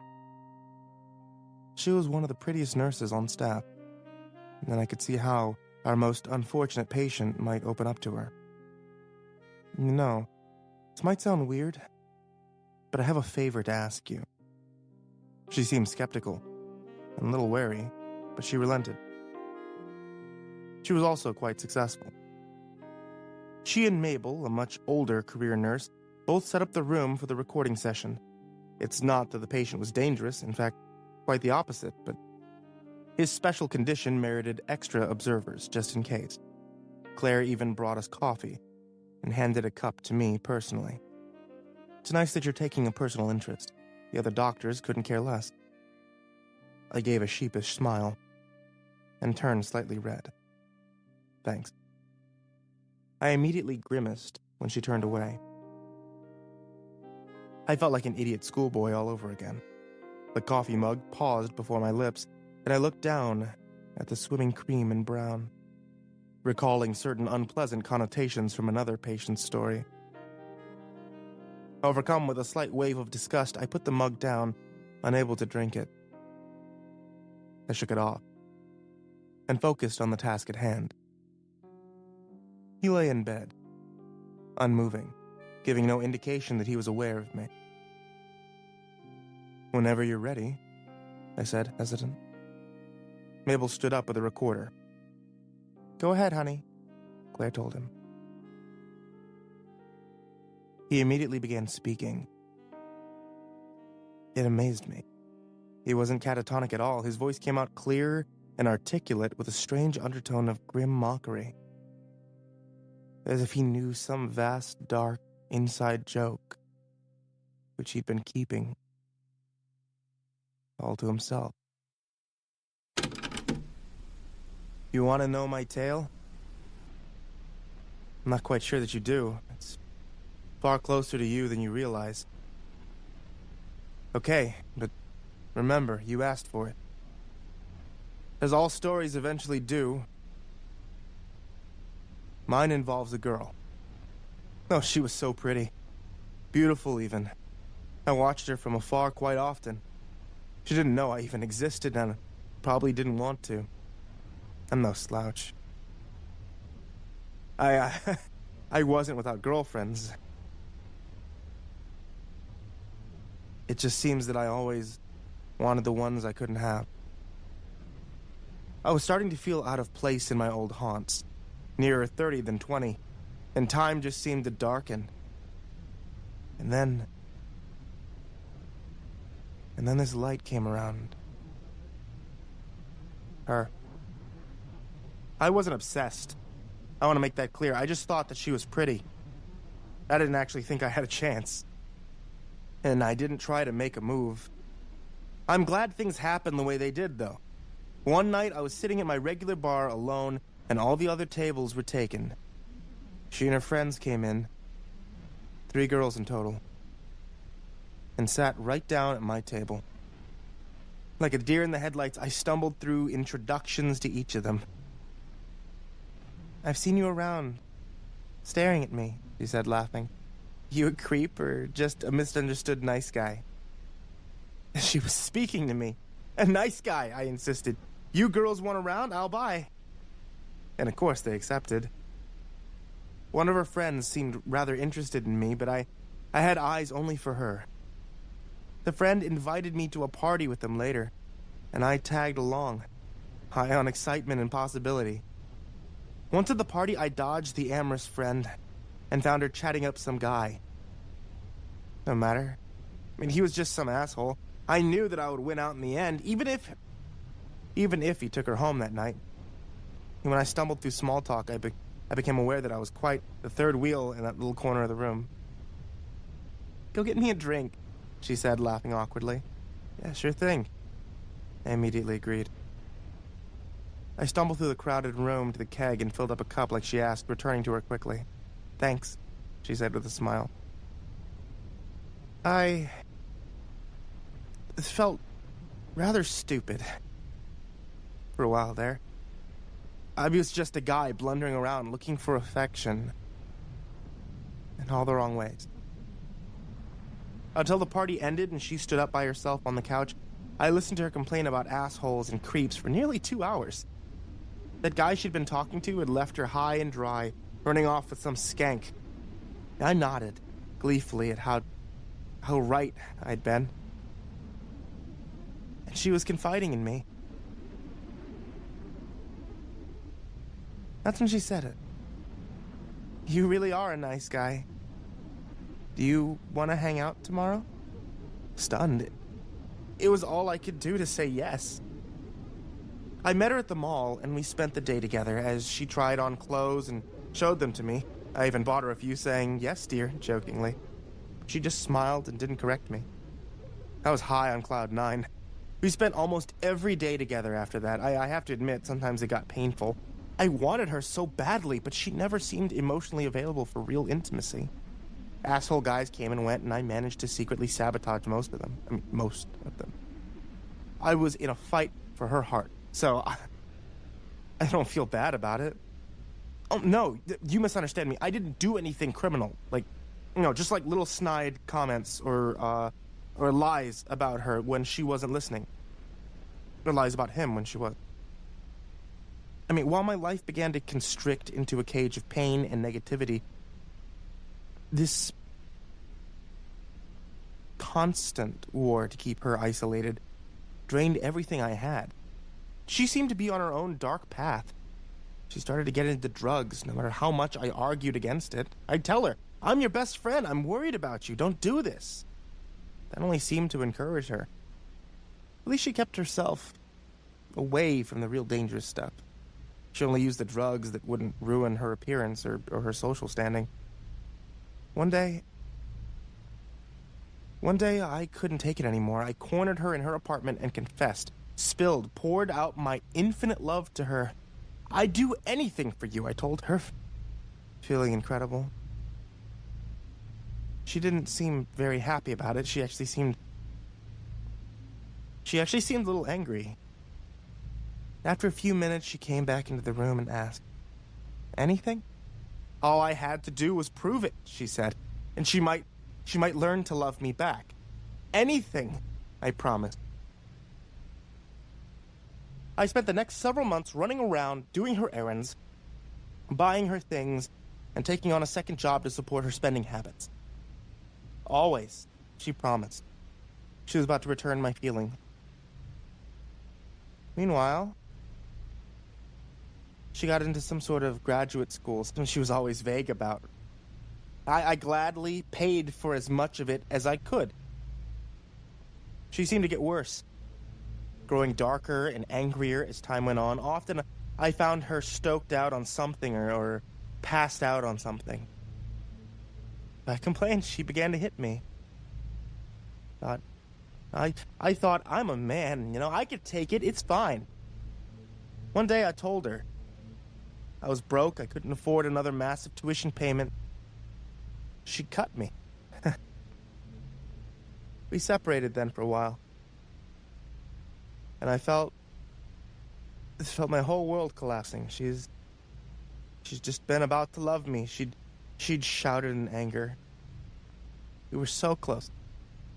I went to her with roses and a check. I had taken out a huge loan to pay for her school. She took me back with open arms, even kissed me on the lips for the first time. Anything, she ordered. Anything. And I agreed. I'd do anything for her. She was my whole world. As long as she validated me, I'd be on cloud 9. Her violence and anger, they didn't stop. In fact, she began enjoying it. I could tell. She had a scalpel now, and often cut me with it. Shoulder, the leg. It was just a little bit, but more each time. If I cried out in pain or refused, she would threaten to dump me. I let her do it, and I began to enjoy it a little myself. After each act of increasing violence, we got a little more close. We even made out once, as I bled profusely from a gash on my arm. We were so close. She had an idea that she'd been thinking about for quite some time. Look, I know that you think this is insane, but I wanted it. The trade-off was worth it. What would you do for love? It was all finally working out. I let her do it, and we made love. Everything finally seemed worth it. All the heartbreak and the pain and the weaseling and sabotaging asshole guys, it was all worth it. I adjusted to life without my left hand fairly well, too. It's surprising how many laws there are to help disabled people out. Of course, things broke down again after that. Without my left hand, I lost one of my jobs. She dumped me again for a bit, screaming and raving that she was halfway done with graduate school. I promised her I loved her. I'd do anything, and she told me to prove it. She took my entire left arm this time, amputated at the shoulder. It turned her on enough that we were sexual together for almost a month. I mean, that was the best month of my life, I'm telling you. And then, you know how things go. Relationships go up and down. And I figured I was far too invested to quit now. I was terrified of losing her after literally putting an arm and a leg into the relationship. No. I really was horrified of losing her. She told me that no one else would ever love someone like me. Not with those mutilations. And I knew she was right. Eventually, I gave up my other arm and leg to prove my love. Our bond was permanent by that point. I knew that she would always take care of me. Now that I had permanent, large disability payments to give her, I couldn't help but scream when she sewed up my eyes. That's what the neighbors heard. That's why they called the police. Those bastards. I had the perfect relationship, the way I always wanted it. She loved me. And they tried to ruin that. I stared at him, dumbfounded. I'd always wondered how he got that way. Blind, just a torso, a head, and a mouth. But the true story was beyond comprehension.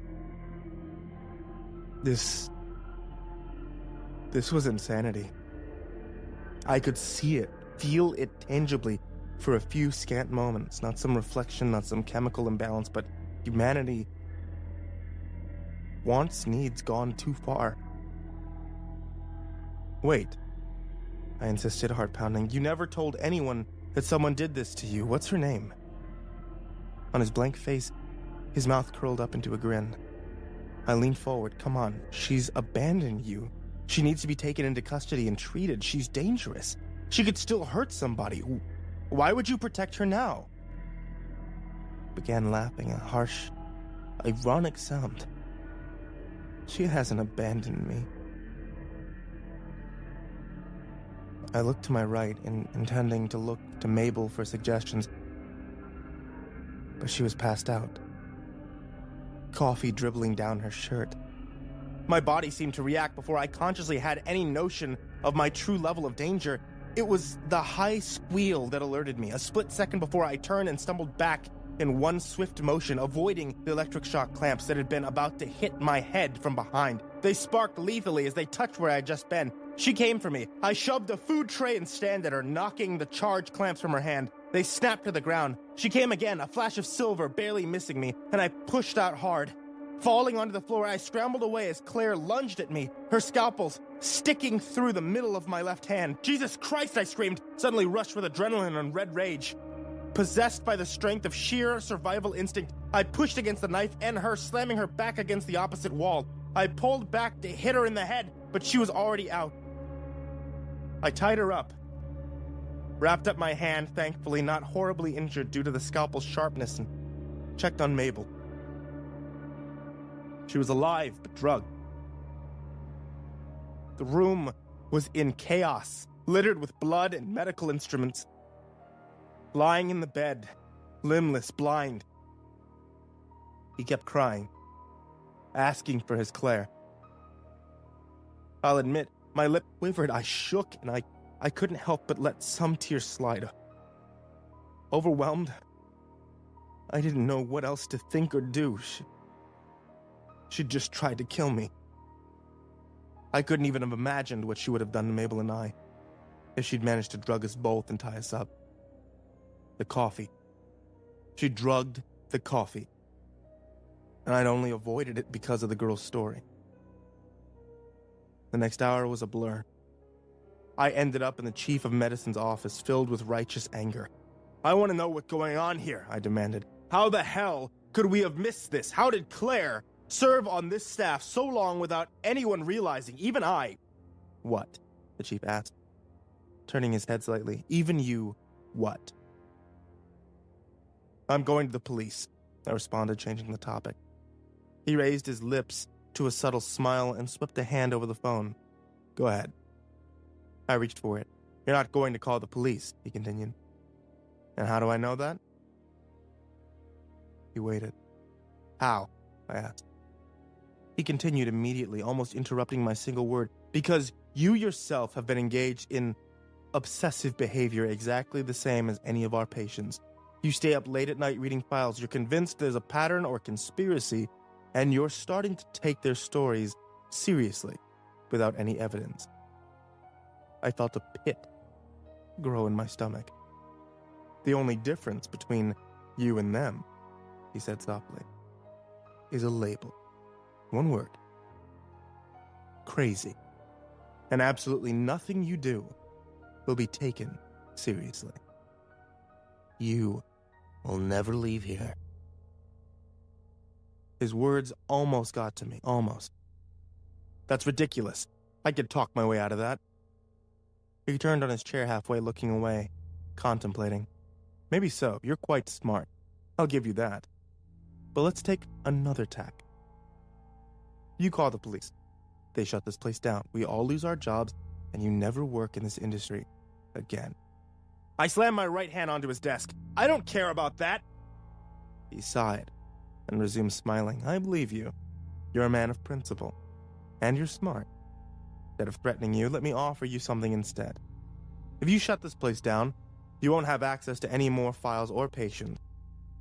You'll never figure out this pattern you're concerned with.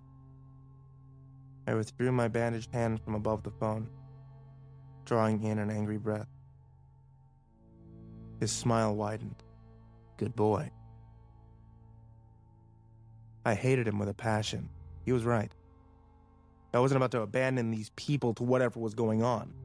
Sometime later, I stood outside Claire's solitary confinement, gazing in the window. It felt surreal seeing one of our staff now in a straitjacket herself. She begged and pleaded from the other side of the glass, promising that she would love me if I just let her out. She'd seen me looking. Knew I was interested. It's a strange thing. Insanity, my mentor said. Older than me, but not as old as the chief of medicine. It was his direct report, and he'd become someone I could rely on. What's going on here, I asked, feeling at the end of my rope. Is there anything that you've seen, noticed, suspected? He kept his gaze on the window into the cell. I've always liked you. I'll give you some advice. I hope you take it to heart. He turned and looked at me. The world has nearly 8 billion people in it now. On the sheer math of the thing, the math of outliers, the number of the afflicted, they're each inventing new and more horrible ways to lose their minds as they each become outliers further and further into the black. He began walking, and I followed beside him. Meanwhile, as resources grow more scarce, he continued, the amount of money society is willing to dedicate taking care of the sick shrinks. The number of sick increases, the money to take care of them decreases. You could see the problem. I narrowed my eyes, not entirely certain, but I let him continue speaking. Now, if I were a shrewd person in charge, well, let's put it this way. Some patients are dangerous and non-functional. Some, based purely on the math of random distribution again, some patients' delusions are carefully stable and balanced. So much so that they are harmless. Or one could say, helpful. I'd put these patients in charge of the others. My sense of unease grew pronounced. My mentor rarely spoke so darkly or so vaguely. What are you saying? Are you saying the chief knew that Claire... He held up a hand. I'm not saying anything. He moved away quickly, leaving me standing there. He paused about 10 feet away, but didn't turn around.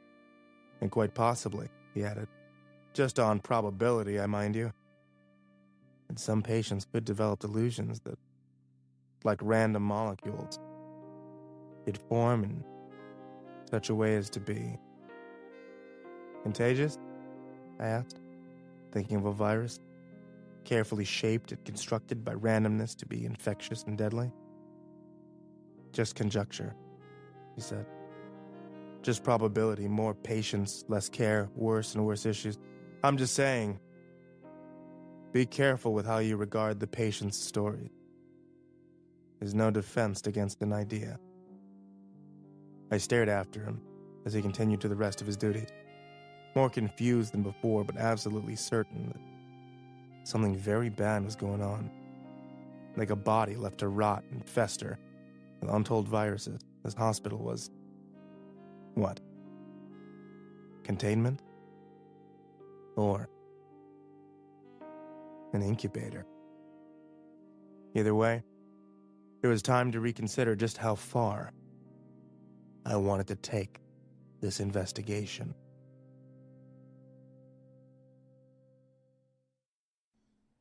What is the nature of insanity? As of late, I've contemplated this question far too deeply. I find myself standing in the hall and thinking of the sun, which I haven't seen in many days. I've been spending all my time reading files and financial documents. I can't determine where the back-end mess of shell companies and legal fictions lead. The controlling interest in this place cannot be precisely located, but that might just be a sign of the times.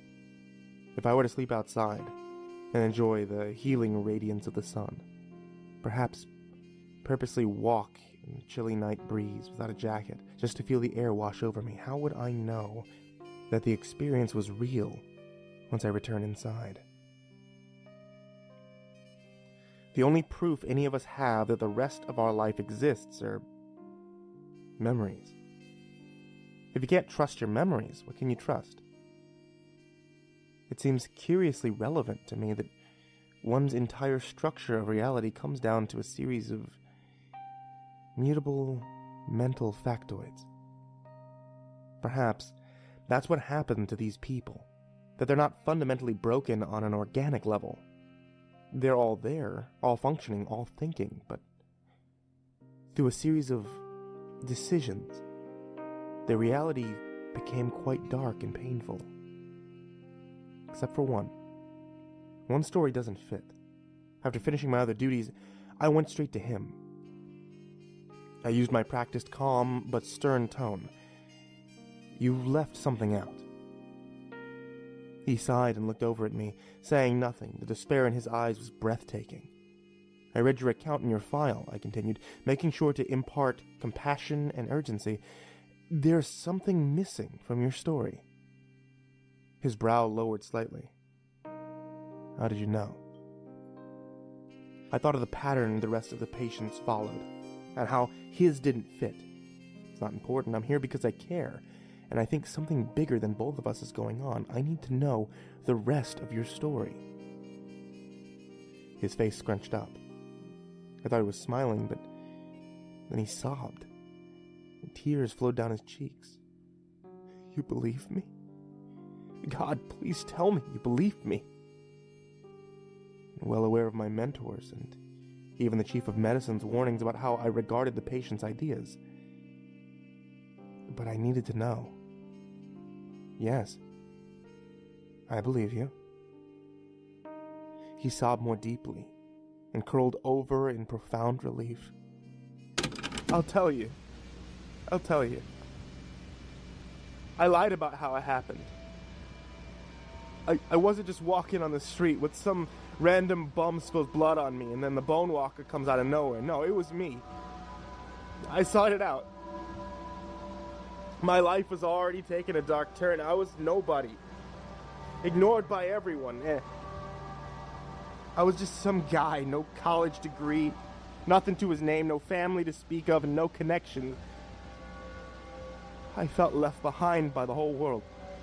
People were constantly afraid of me, unwilling to give me a job just because I had a record. Don't think I didn't notice when other people held themselves closer at night as I walked by. Addicted to milling drugs.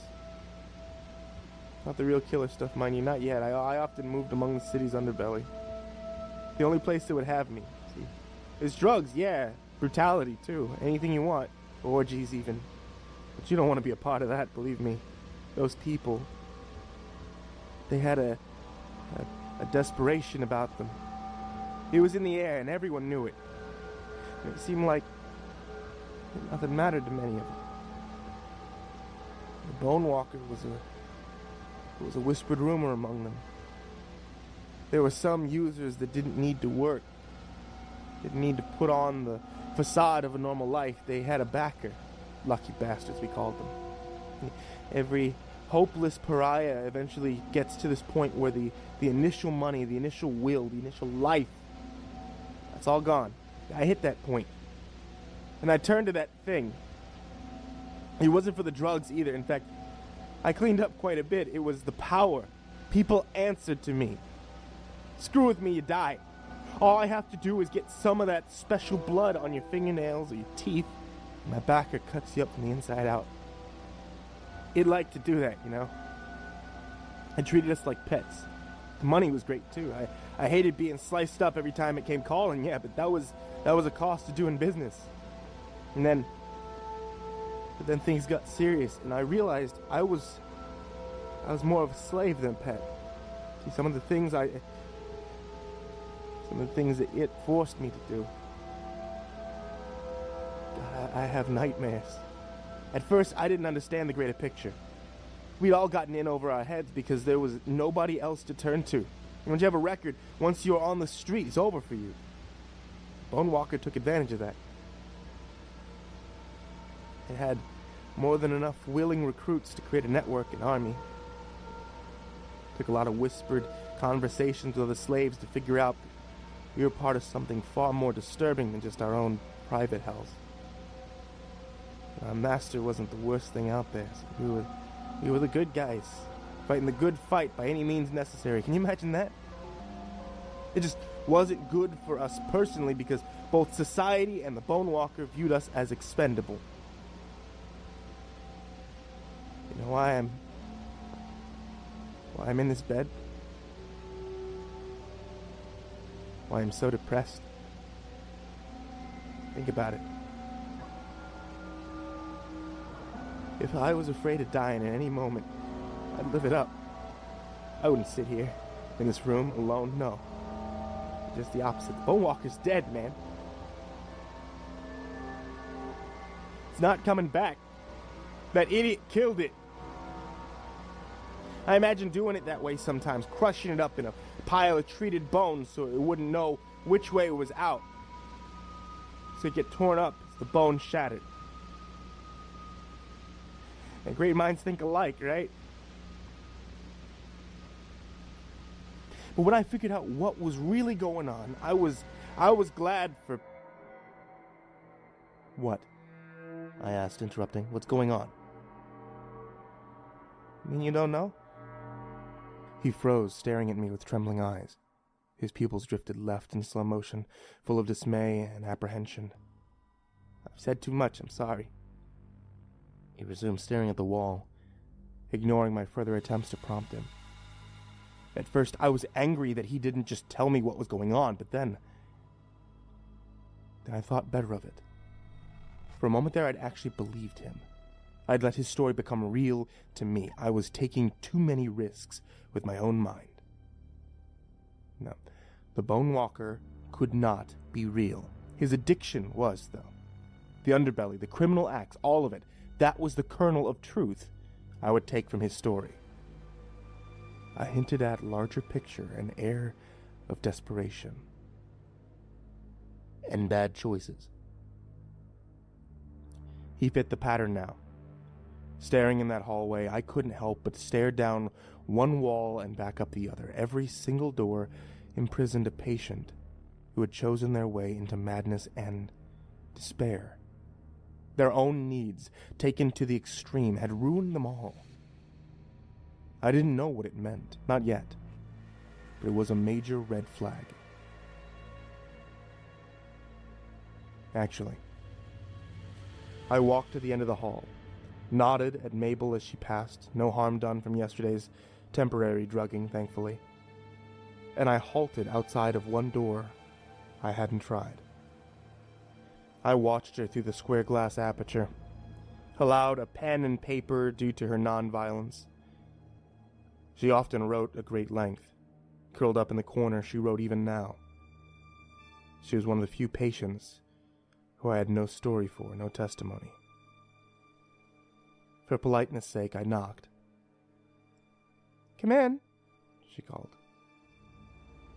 She continued writing as I entered. "Hi," I began. I know the drill," she responded, continuing to write. I hesitated. "Can you put the pen down?" "I've never hurt anyone. I'm not about to start." Accepting her statement, but still apprehensive, I kneeled down. She reached both hands up and felt around my temples, and then back down around the curve of my head. "Sorry," she breathed with a note of disappointment. "I can't talk to you." "Are you sure? I want to help. I think something is going on here in this place."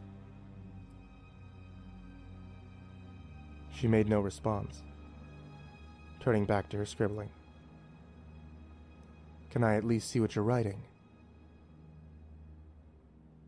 She ignored me. Picking up the papers, I looked at a few. They were not gibberish, not exactly, but filled with streams of consciousness, paragraphs, and carefully practiced script, with a few strange errors. I waved my hand in front of her face. She still made no reaction. My jaw dropped. "Are you blind?" She took in a sharp breath through her nose, but still made no reply. "Okay. Ignore me," I told her, "but at least tell me why you're writing all this, if you can't read it. What is this all for?" She gave me only a single word. "Practice." Her answer was simple, but profound. I left her to her devices, contemplating her possible backstory. If she knew how to write, and she was practicing it, that meant she was able to see at one time. She had not always been blind.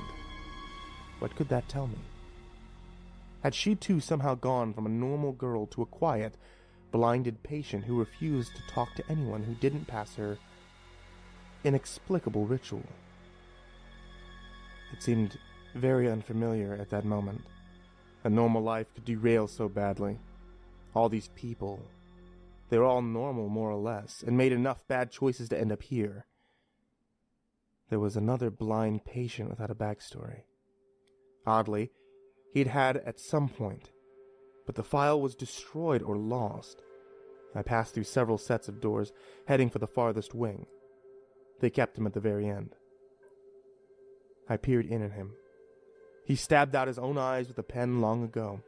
He sat in the far left corner of his cell, his eyes closed, but his position indicated that he was awake. I couldn't imagine his level of boredom. He refused any electronic, became quite violent around such devices. In fact, a television or even a radio might have alleviated his unended darkness and solitude. I honestly couldn't fathom spending every day just sitting there thinking, trapped in my own head. I saw a tiny bit of white sticking out from under his leg. I rushed through the halls, filled with a sudden hunch. "Mabel." She stopped and turned. "Thank you for yesterday. My husband would be lost if anything happened to me. Tottering old fool." She smiled.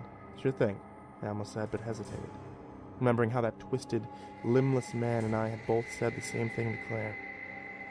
The words held a shuddering alleviation for me. You're welcome, Mabel. Do you know any nurses who are bringing papers from one patient to another?" "How's your hand?" she asked, suddenly nervous. I looked down at the bandage. "Fine, but about those papers." She donned a frustrated expression.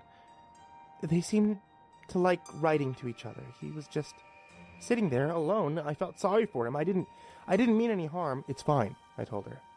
"I'm not looking to get you in trouble. Do you happen to know anything about what they're writing?"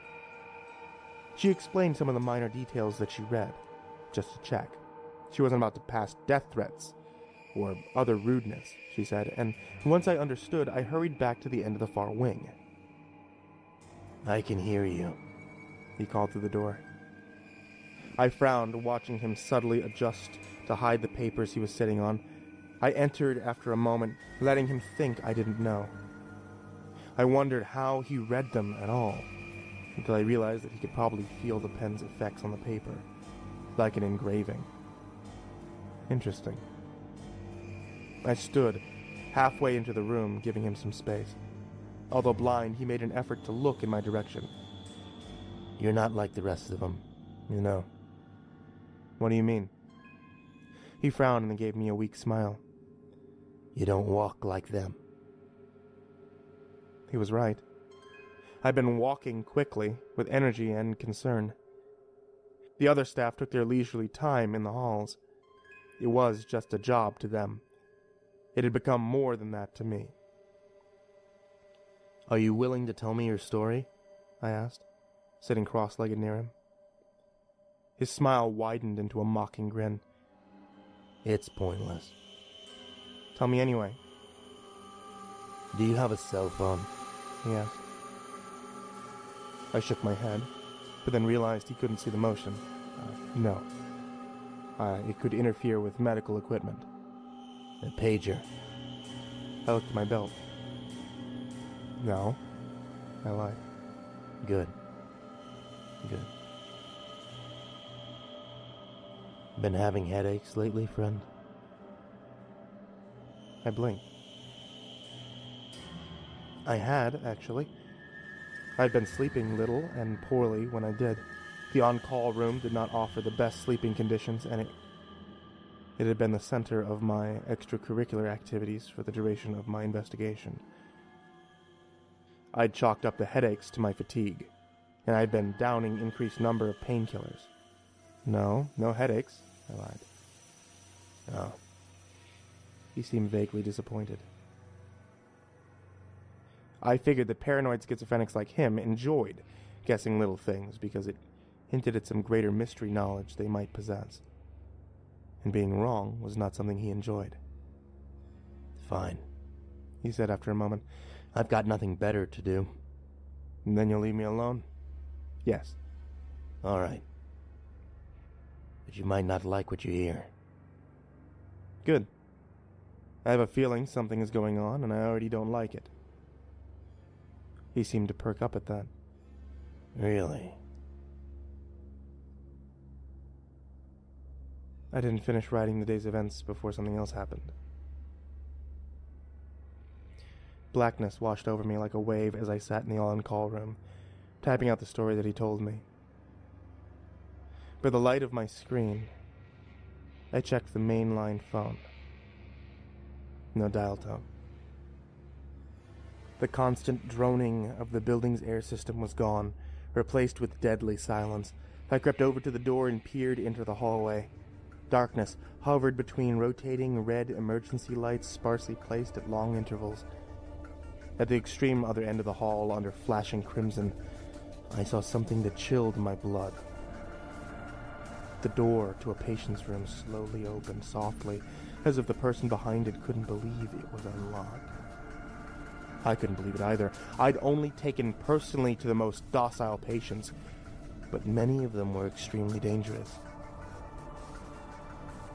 Fighting a sudden spike in my headache, I blinked constantly, struggling to determine who that was that escaped. His silhouette-fitted shadow, and Red was moving about, looking up and down the hall. He couldn't see me, shrouded in darkness as I was, but I could see him. I knew he too was dangerous. Beside him, another door opened, and then another. It occurred to me that the power outage was no accident, and someone had unlocked all the doors. One by one, they crept into shifting shadow and scarlet, releasing their particular flavor of insanity into the halls. I could hear some muttering, some shouting, some looking for weapons, some looking for staff. I thought to lock the door and hide, but they would certainly check the on-call room. I couldn't stay there. Heart pounding, I dropped my white coat and slid out into the darkness between two rotating emergency lights. Could they see my silhouette against the red? I saw them creeping about like curious animals spreading through the halls. I pushed up against the wall, and some wandered past me, muttering obscenities and twitching. My headache sharpened into a blinding pain for a moment, and I almost groaned in agony. But I gripped my own mouth, forcing my body silent. The rotating red lights and darkness shot pain through my eyes, straight into my headache. It was only 20 feet away. I stumbled for a side exit to the building, intending to run. There was nothing I could do except escape and call somebody. It was locked. Was it supposed to be locked? Damn it! I struggled to breathe against my searing headache and the massive throbbing of my adrenaline-spiked heart. I had very little room for maneuvering. Patients moved within feet of me. In the darkness, one stopped under an emergency light, his body cast in the color of blood, and someone else stabbed him, spurting black liquid from under his collarbone. He screamed, and I could hear attention turning towards the area. The sound of falling meat came along with the continued screams, and something squishy slid across the floor, hitting my shoe with a strange wet plop. The large patient who had done the grisly hack job looked my way, peering into the darkness. Reflexively ducking into one of the patient's rooms, I closed the door softly behind me. "Please don't hurt me," the girl whispered from the corner. "I won't," I whispered back, relieved. "I'm Staff." "Oh God, what's going on?" she breathed. The barest light flickered under the door, illuminating her only enough for me to see her out of the edges of my vision.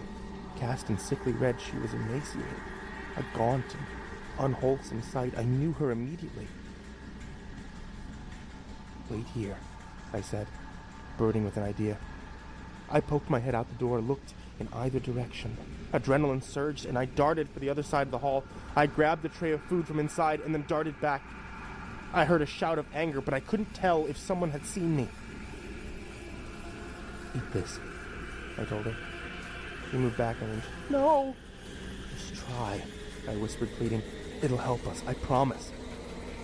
Quivering, she picked up a glob of Jell-O. A moment later, she dropped it, making a disgusted noise. It fell in the light coming under the door, and I could see a dark blob inside it. "Again," I said. She lifted a half-eaten apple to her mouth, and then dropped it on the verge of tears.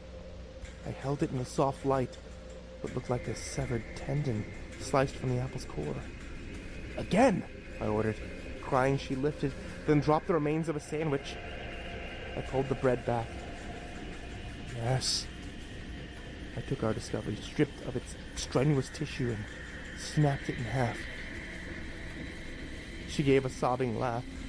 In the scant red light, I held up a 2-finger-length fragment of bone, both wickedly jagged, both still slick with gristle. She grabbed my arm so as to not lose me in the dark, and we crept to the other side door again, while screams of pain and screams of glee sounded from around nearby corners. "Come on," I whispered, poking the 2 bone fragments into the lock. I knew the building was shoddily constructed and poorly funded, and I was counting everything on this lock being a piece of... Yes! It clicked open. A looming presence pounced from behind. She screamed and ran through the door while I pushed the wide-eyed man back. We rolled, grappling. He had a weapon. I thought I was dead for sure until red light illuminated me and he saw my own wild eyes. I'm sure a week of poor sleep and my blasting headache contributed to my decrepit appearance. "Oh," he breathed, grinning. "Thought you were one of them. Come on, let's get out of here, brother." Amazed, I stood, turning to the side door, and a figure moved in the way, slamming it shut. "What the hell are you doing?" the chief of medicine demanded. I looked around at a clean, clear hall, lit in harsh white. Mabel moved papers around down at the nurse's station. Moments ago, I'd seen it empty, lit in rotating red, crowned by dangerous silhouettes crawling this way and that. "Acting out a patient story," I quickly lied. "That blind girl that writes, she wrote a story about an escape attempt. I was seeing if it was possible. Turns out this door's locked, really is faulty. Lucky guess, eh?" He looked me up and down for several long moments with a hard and unreadable glare. "Can't fault that, I suppose. But you look like an idiot." He looked down at the side door. "And I'll contact maintenance, have the lock replaced. Nice catch. Go take a day off. You look like hell." I nodded and bore a smile as he walked away. I watched him talk to Mabel and then proceed around the corner. Strange that I could hear distant screams in the halls, each being cut off one by one, as if the surreal delusion was taking its good time fading from my mind. What the hell had just happened? Had I suffered a waking dream due to the exhaustion, or did someone, afraid of my progress, spike my pain pills? Dumbfounded, I wandered back into the on-call room, finding my white coat on the floor and my laptop unharmed.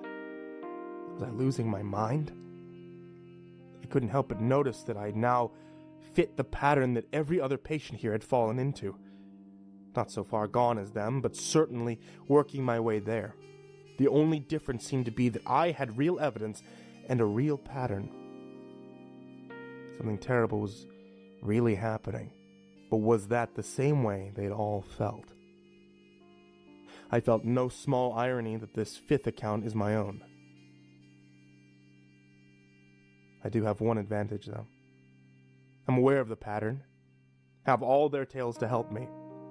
If that moment comes, that one true step into madness, and each of them has crossed the line, I won't.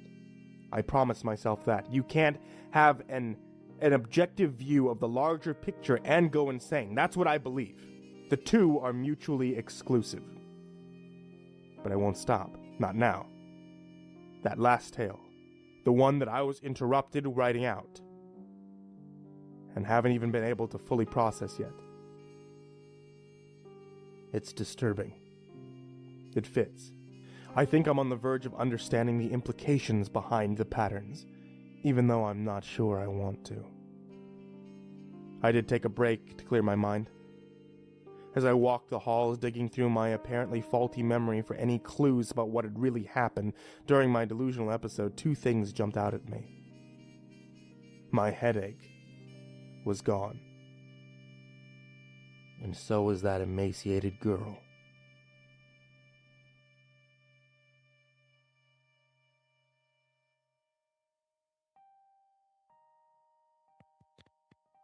There's a certain allure and enjoyment of the game itself. Win or lose, you're still playing, still making move and countermove, full of energy and action.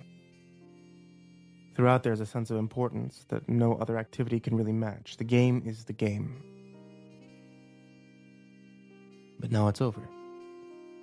And I'll admit, I'll miss the feeling.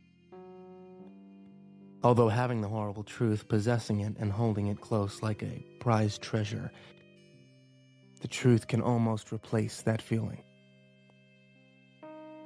I won. I felt that I was on the path to victory once I calmed down from my delusion about the patients escaping. I realized that I had quite a few cards in my hand to be played. My unknown opponent had made a mistake somewhere and allowed me far too many leads. The first, the girl I helped escape during my delusion, was nowhere to be found. Her room was empty, and her file was deleted. None of the other staff could remember her, and I believe some of them. An old nurse like Mabel would not possibly be part of a conspiracy so dark and vast. Her primary concern was the next episode of her soaps. But I wrote about the girl. I have the words on my computer and on the internet. I told no one here that I've been writing about patients. I would immediately be for these reasons. I have the words. And I remember. Memories are tricky, as I know personally, but the words are still there. Furthermore, I went through the patients one by one looking for discrepancies. I could have helped the girl escape while having an episode. That proved nothing. But while so deluded, I saw one patient carve up another, and even had his lung slide up against my shoe. The murdered patients were missing, too. At that point, I had a few logical choices to consider about my opponent. A strong but imperfect case could have been made that somewhere in the maze of owners and financial backers and stockholders behind this place, some nefarious corporation had an agenda involving the patients and their various insanities. The likeliest intent was to incubate and refine mimetic hazards, ideas carefully constructed to infect another who heard them. Carefully constructed to spread and destroy. This would be a new kind of weapon, perhaps changing warfare forever. Their primary agent would have been the chief of medicine, and most of my paranoia, delusions, and inconsistencies could have been explained by drugs in my painkillers, meant to imbalance me and discredit me should I discover their agenda. The foremost problem was that theory is the lack of recall on the part of the staff. Perhaps some were lying. Perhaps Mabel just rarely interacted with the girl. Perhaps some didn't care enough to remember individual patients. But all of them? It felt wrong. While an uncharacteristic downpour on the roof filled the building with the constant rhythm of heavy rain, I stalked the halls, eyeing everything. I asked the responsive patients if they remembered the girl, and they did. The only people that could remember her were patients. And me. That struck me as extremely important. No, the corporation angle didn't add up. The booming thunder outside added to my tension. There were other explanations. I could have been a patient myself. The signs were not lost on me. Claire had been employed here, and I suspected the chief of medicine had some idea she was off balance. But her particular brand of insanity was harmless, for most people. My bandaged hand had begun itching painfully sometime this morning, and it added an undercurrent of increasing anger to my strategizing. I dwelled often on the nature of memory and insanity. I had nothing to prove that I was not myself, some sort of employed patient, with a carefully crafted delusion of a normal life beyond the walls of this establishment. The sun did feel ages distant, but the rising storm outside made even that luxury impossible. All the specific memories I could recall had no basis other than whatever sanctity I granted them. I asked myself if it mattered. I asked myself where that logic would lead. It would lead backwards, to the condition that created the situation, someone like Claire, someone like me, potentially employed to watch over the other patients. That meant critical underfunding, so much so that moral and ethic lines had long since been redrawn or erased. It meant a world filling up with people, a world struggling for resources, a dark, dreary, and painful reality of the human race. That was a situation with no enemy, and thus no victory. Humanity would suffer increasingly as the population rose, and only some great disaster or rupturing of morals would offer any salvation. Adding to the strength of that theory was the story of every patient here. The pressures and brutalities of society had pushed them all in this direction. Perhaps it was society itself that was insane, and these poor men and women were merely the most unfortunate victims of that derangement. That notion felt right. But my being insane required a crumbling society, while reversed, the existence of a crumbling society did not necessarily mean I was insane. These tracks had consumed my investigation, but I had been given a third option by the last patient I interviewed. He was a tale of deception and control, and it profoundly disturbed me. I'd been interrupted writing it up, but the more I thought about it, the more the pieces seemed to fit. A sudden spike in the intensity of the rain reminded me of something. Then it hit me. I'd read his story before. I'd read it on the internet. His file was missing from here. Had someone else read it and put it up? Or had he done it before his admission here? The details would have been lost to time, so I decided not to pursue them. It was the greater framework that was important. I began to entertain an expanding notion of reality, hypothetically. If the Bone Walker had been real, if it had been fighting some worse force on a grand scale, was that force also my opponent now? What was its concern with me, with this building and its patients? I had seen absolutely no indication of any outside force. I remember stiffening then. I stood in the hall next to a window, spreading rain-dabbled shadow patterns on the floor, knowing implicitly that I had hit upon the first iota of the truth. Evidence was the deception. It had me delving in every direction except the right one. Unable to fully comprehend the massive idea building in my head, I made for the blind girl's room. I found her sitting in a different corner than before, but still writing. As I entered the room, my bandaged hand began to itch distractingly, and my headache returned. "Why won't you talk to me?" I asked her. I thought before that it might be because I'm crazy, like them, and I don't know it. But now I think you know what's going on, and you're protecting yourself. Poised against paper, her pen stilled. "How are you asking that question?" "What do you mean? Should I not be able to ask questions?" "Not that one." I moved down on one knee, nearer to her. "Why?" She glared at me with unseeing eyes. I widened my own eyes. "You don't talk to anyone who..." Suddenly, extremely uneasy, I raised my hands to my own temples. Gently feeling the skin near my eyes, I searched for an abrasion. The sensation was disconcerting. Beneath my burning hands and increasingly sharp headache, I felt two conflicting results. My temples were smooth, the skin was soft and normal. My temple bore two strange, subtle and irregular raised lines, like rough veins gone awry. "What the hell is it?" I breathed, wincing from a blast of pain in my head. "It's there and not there." "I'm sorry," she whispered. "What is it? What the hell is it?" I forced out, my face screwed up from continually rising pain that approached a crescendo that threatened to knock me unconscious. I struggled to breathe, even as little blurs and flickers appeared in my vision. "How many have this?" Her lip trembled in response to my sounds of pain. "Everybody. Except the other patients." Surging with adrenaline and will, I stumbled from her room.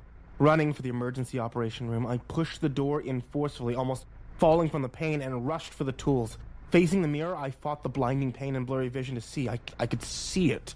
The little ridges were plainly visible, running from my eye across my temples and around the back of my head like some horrible lobotomy line. I pricked my temple with a scalpel. Blood welled out, but I ignored it, instead carefully prying at the ridge with a gripping tool. My vision flashed with black and white. I did not relent. I pulled at the foreign tissue underneath. I screamed in agony, but refused to pass out. Slowly, so painfully slowly, I pulled out a long, stringy fiber hanging from my bleeding temple, gripped in my tool. I knew that this was it. This was part of it. I'd considered the impossible, and I'd been right. The pain immediately lessened as I cut the fibrous tissue as close to my skin as I could. There was still some inside near my eye, and all the fibers on the other side of my head, but this was a start. Holding it up, I tried to comprehend what I was seeing. It looked like nerve tissue. Stringy, webbed, made of tiny fibers, and that's what the blind girl had said when she was first admitted. She said she wouldn't talk to anyone with nerve fibers in their temple. But she'd been here for years. I repeated the same procedure on the other side. My headache was still barely there, but I felt vindicated and relieved. Was that it? Was I free? And what the hell were these nerve fibers? Some sort of infection or parasite? By themselves, these fibers couldn't possibly have controlled or deceived me. There simply wasn't enough tissue for complex interactions with the brain. In fact, the fibers looked like they were from an optic nerve. It was sensory tissue designed to fool the senses? That made a sick sort of sense. Connected to my eyes and ears and probably my brain directly through my optic nerve, these fibers could completely deceive my senses, perhaps even my memories. She'd said I shouldn't have been able to ask that question. How much control do these fibers normally extend? And why was I now able to detect them, even remove them? I'll be honest, I felt like breaking down and crying, both at my sudden freedom and vindication and the implied utter domination I'd lived under for so long, possibly years. I probably would have broken down if I did not have some sort of terrible notion that these fibers received signals or control from elsewhere. The opponent. After cleaning up my blood, I took a quick and surreptitious circle through the halls. Mabel smiled at me, and then turned away. A subtle ridge was evident on the side of her head. She was infected. I kept walking, kept looking. They all were. I returned to the safety of the emergency operating room. As the pain in my head began rising again, I looked in the mirror horrified. I could literally see the skin on my temples rising as the nerve fibers inside began to regenerate. I remember quite clearly I laughed out loud, a hearty, dark, full-bellied laugh. This was too much, infecting me, growing back. Even if I cut it out, what the hell was I supposed to do? My laugh died as my medical knowledge supplied an answer. Disinfecting my hands and donning gloves, I prepared for something I knew was probably insane, and I promised myself I wouldn't cross that line when I came to it, but oh, how foolish I'd been then. I readied several mirrors. I had no painkillers because I couldn't risk dulling my amateur surgical ability. Breathing hard, surging with adrenaline, I placed a separation tool inside my eyelid and ratcheted them open. I steeled myself against what I was about to do. My eye slid out more easily than I expected. Just an inch or two, just enough to keep the optic nerve at tension. Frozen with unbelievable discomfort and pain, the likes of which that I'd never imagined, I brought the scalpel up, carefully cutting away at the connected foreign nerve fibers. 5 breaths, 10, 20. I took as long as I could stand it, carefully severing the connections at the base. My animal mind screamed incessantly at my head. I could see my own eye out of my head, see a bundle of blood vessels and nerves connecting it, but I fought the impulse to panic. I pulled the rest of the nerve fibers out through the side of my eye socket. They came quite easily from that direction, and then, incredibly, I was done. I carefully took my eye between my gloved fingers and slid it back in. It took 5 minutes to calm myself, to test my eye, to let my panic subside. And then I did the other eye. And by the time I finished, my headache was gone. The nerve fibers did not regenerate. I'd gotten them all. For an hour, I lay in that room, enjoying my freedom, thinking, breathing, calming. Where did these nerve fibers come from? There was unmistakably a will behind the ongoing deception. Who was it? What was it? Deception would not have worked against the Bone Walker's slaves. They didn't know the reasons behind their actions. They simply followed its order on the threat of death. And the patients were free of the fibers. But why? The illuminating realization struck me that the reason was quite possibly the same as it might have been for society. Containment. The people here were dangerous, and their insanities even more so. Maybe all the explanations shared a common thread. The world was dark and grim, growing overpopulated, as my mentor had said, creating increasingly virulent and dangerous insanities on the sheer weight of numbers and probability, and maybe this other force, whatever had infected people with nerve fibers and used deception for some purpose, the next step was obvious. I wouldn't want my nerve fibers connected to a brain full of delusion and virtuous ideas. I wouldn't want those ideas broadcasting through my network of nerve fibers-controlled slaves, infecting them, ruining them, destroying them, and possibly freeing them. I was losing my mind. I knew it then, quite certainly. The painkillers, the exhaustion, the obsession. I'd let the other patients' delusions get to me, regarding their ideas as increasingly real, and there I was, free. That was why I could now see the nerve fibers, why they constricted around my skull, why they fought me at every step. It was ironic, really. The doctor becoming the patient, growing insanity, bringing reality. But my stories were on the internet. His story, the male patient that had stabbed out his own eye, his story was on the internet. How was it that the opponent allowed such a thing to happen and spread? Was it the same notion that kept the patients here, contained and under control? It couldn't identify the ideas, couldn't regard them without understanding them and becoming infected.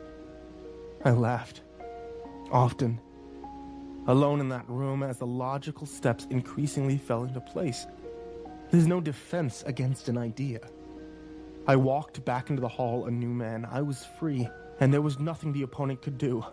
He could no longer regard me, no longer think of me. I must not exist to it, because to acknowledge me would be to think of me, and then understand me, and then become infected. I had the black and hilarious notion that the nerve fibers would probably have left me of their own accord at some point, and I allowed my descent into madness to continue. "What did you do to yourself?" the chief of medicine shouted. Seeing me from down the hall, I heard him call urgently for orderlies, but thunder obstructed his first shout. And I ran. The side door's lock had been fixed. Damn it, I used my keys, unlocking each door as I passed, releasing the patients. As a distraction, I heard the orderlies shouting and organizing somewhere nearby. I had a sudden idea as I passed the maintenance room. It was easier than I expected. I flipped the circuit breakers, and all the lights went out. As I emerged back into the hall, strangely at home, in darkness and rotating red emergency lights, the only sounds were the rain slamming against the roof and intermittent thunder. Strange. I'd imagined this. Or not imagined this the night before. No, this time there was rain. I grabbed my laptop from the on-call room, slung it over my shoulder in its bag, and ditched my white coat. I stuffed as many snacks from the vending machine in my bag as I could, promising to pay it back someday for the broken glass and the cost of what I took. The screams and grunts filled the shifting darkness. I could hear staff members shouting and trying to find one another. I could hear patients muttering and somebody screaming in pain. I smiled as I crept through the darkness. The confusion was working perfectly. Thunder shook the building as I approached the main door. The area was empty as the orderlies contended with the escaping patients. I was free. "Wait," he called. As I put my hand against the door, I could hear rain slicking the other side. "Don't do it." He was my mentor. "I've been following your actions as best as I could," he explained, concerned. "That patient at the end of the far wing, we keep him back there, attended as little as possible for a reason. Remember what I said to you?" I stared back at him, ready to bolt through the door, but willing to hear him out. "This psychosis, it's infected you," he shouted over the grunting and screams of the back hall. "And I know you believe insanity is a choice. Choose to stay, to remain here, to be a part of the staff and real life." I turned away, ready to leave. "What's out that door for you?" he asked loudly. "What are you going to do? Run? Hide from society? Hurt people for whatever reasons you've come to believe?" His reasoning and compassion made sense, perfect sense. I hesitated. Was I really that far gone? What if I did accept that reality? Whether some entity was deceiving me or not, life was decent enough, right? This was the moment. I felt it out the door. It was de facto insane, at least compared to whatever reality society brought as true. Here I was one of them, a staff member, accepted, normal. It made too much sense. It was too perfect. "It's you!" I realized, practically screaming it. Lit in the crimson, he shook his head, confused.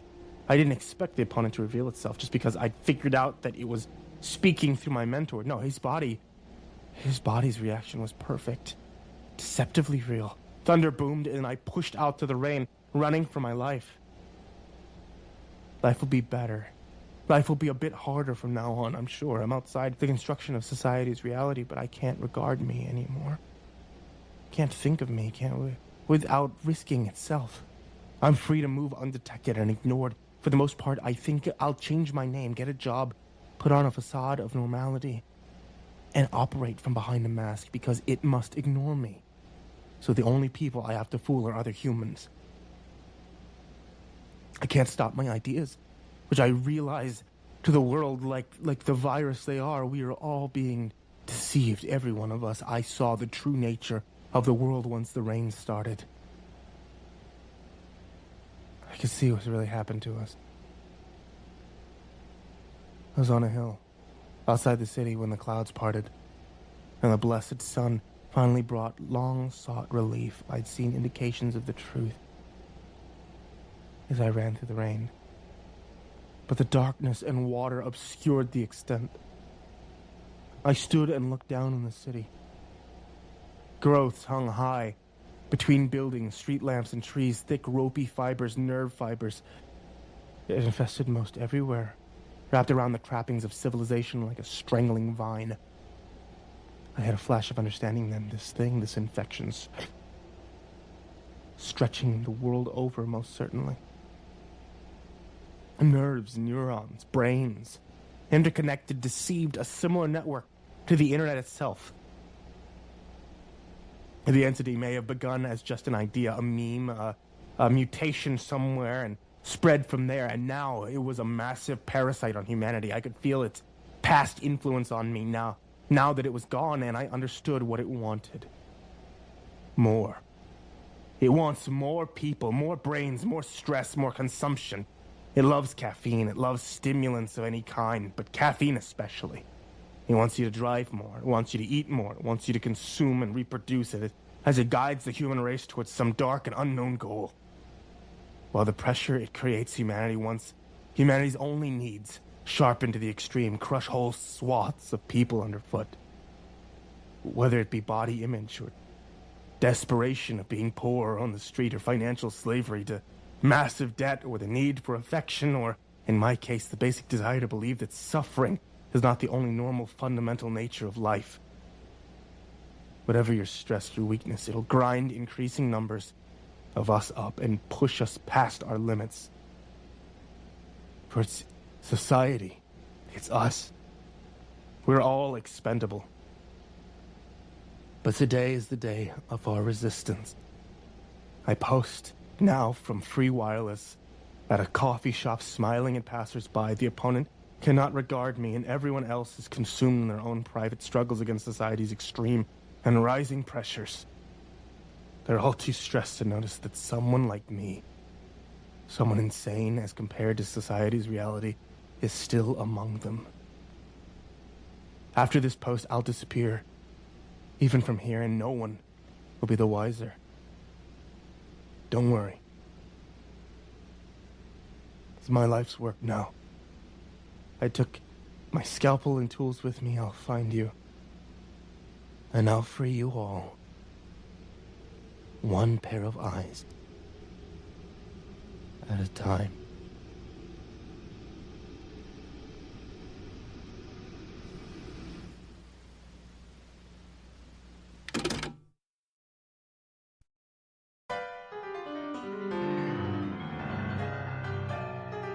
Oh, hello there. I didn't know I was expecting company. I might have to make more dinner than I intended to. What? MrCreepyPasta? Oh, of course he's going to be joining us. He's just a little tied up a while, preparing the main course. Hey, stop struggling or you get too tough for the stew. And while he's boiling that over, why don't you stew yourself over tonight's story? An artistic little nightmare that may leave you asking, what's real and what's a dream? Tonight's tale, The Creepy Mange. Inspired by another thread, I decided I would share with you, my compatriots, some of my darker dreams. Now, I often have your average silly nonsense dreams, but occasionally I have nightmares that, well, it's hard to explain. They say that the time you dream is equal to the time you sleep.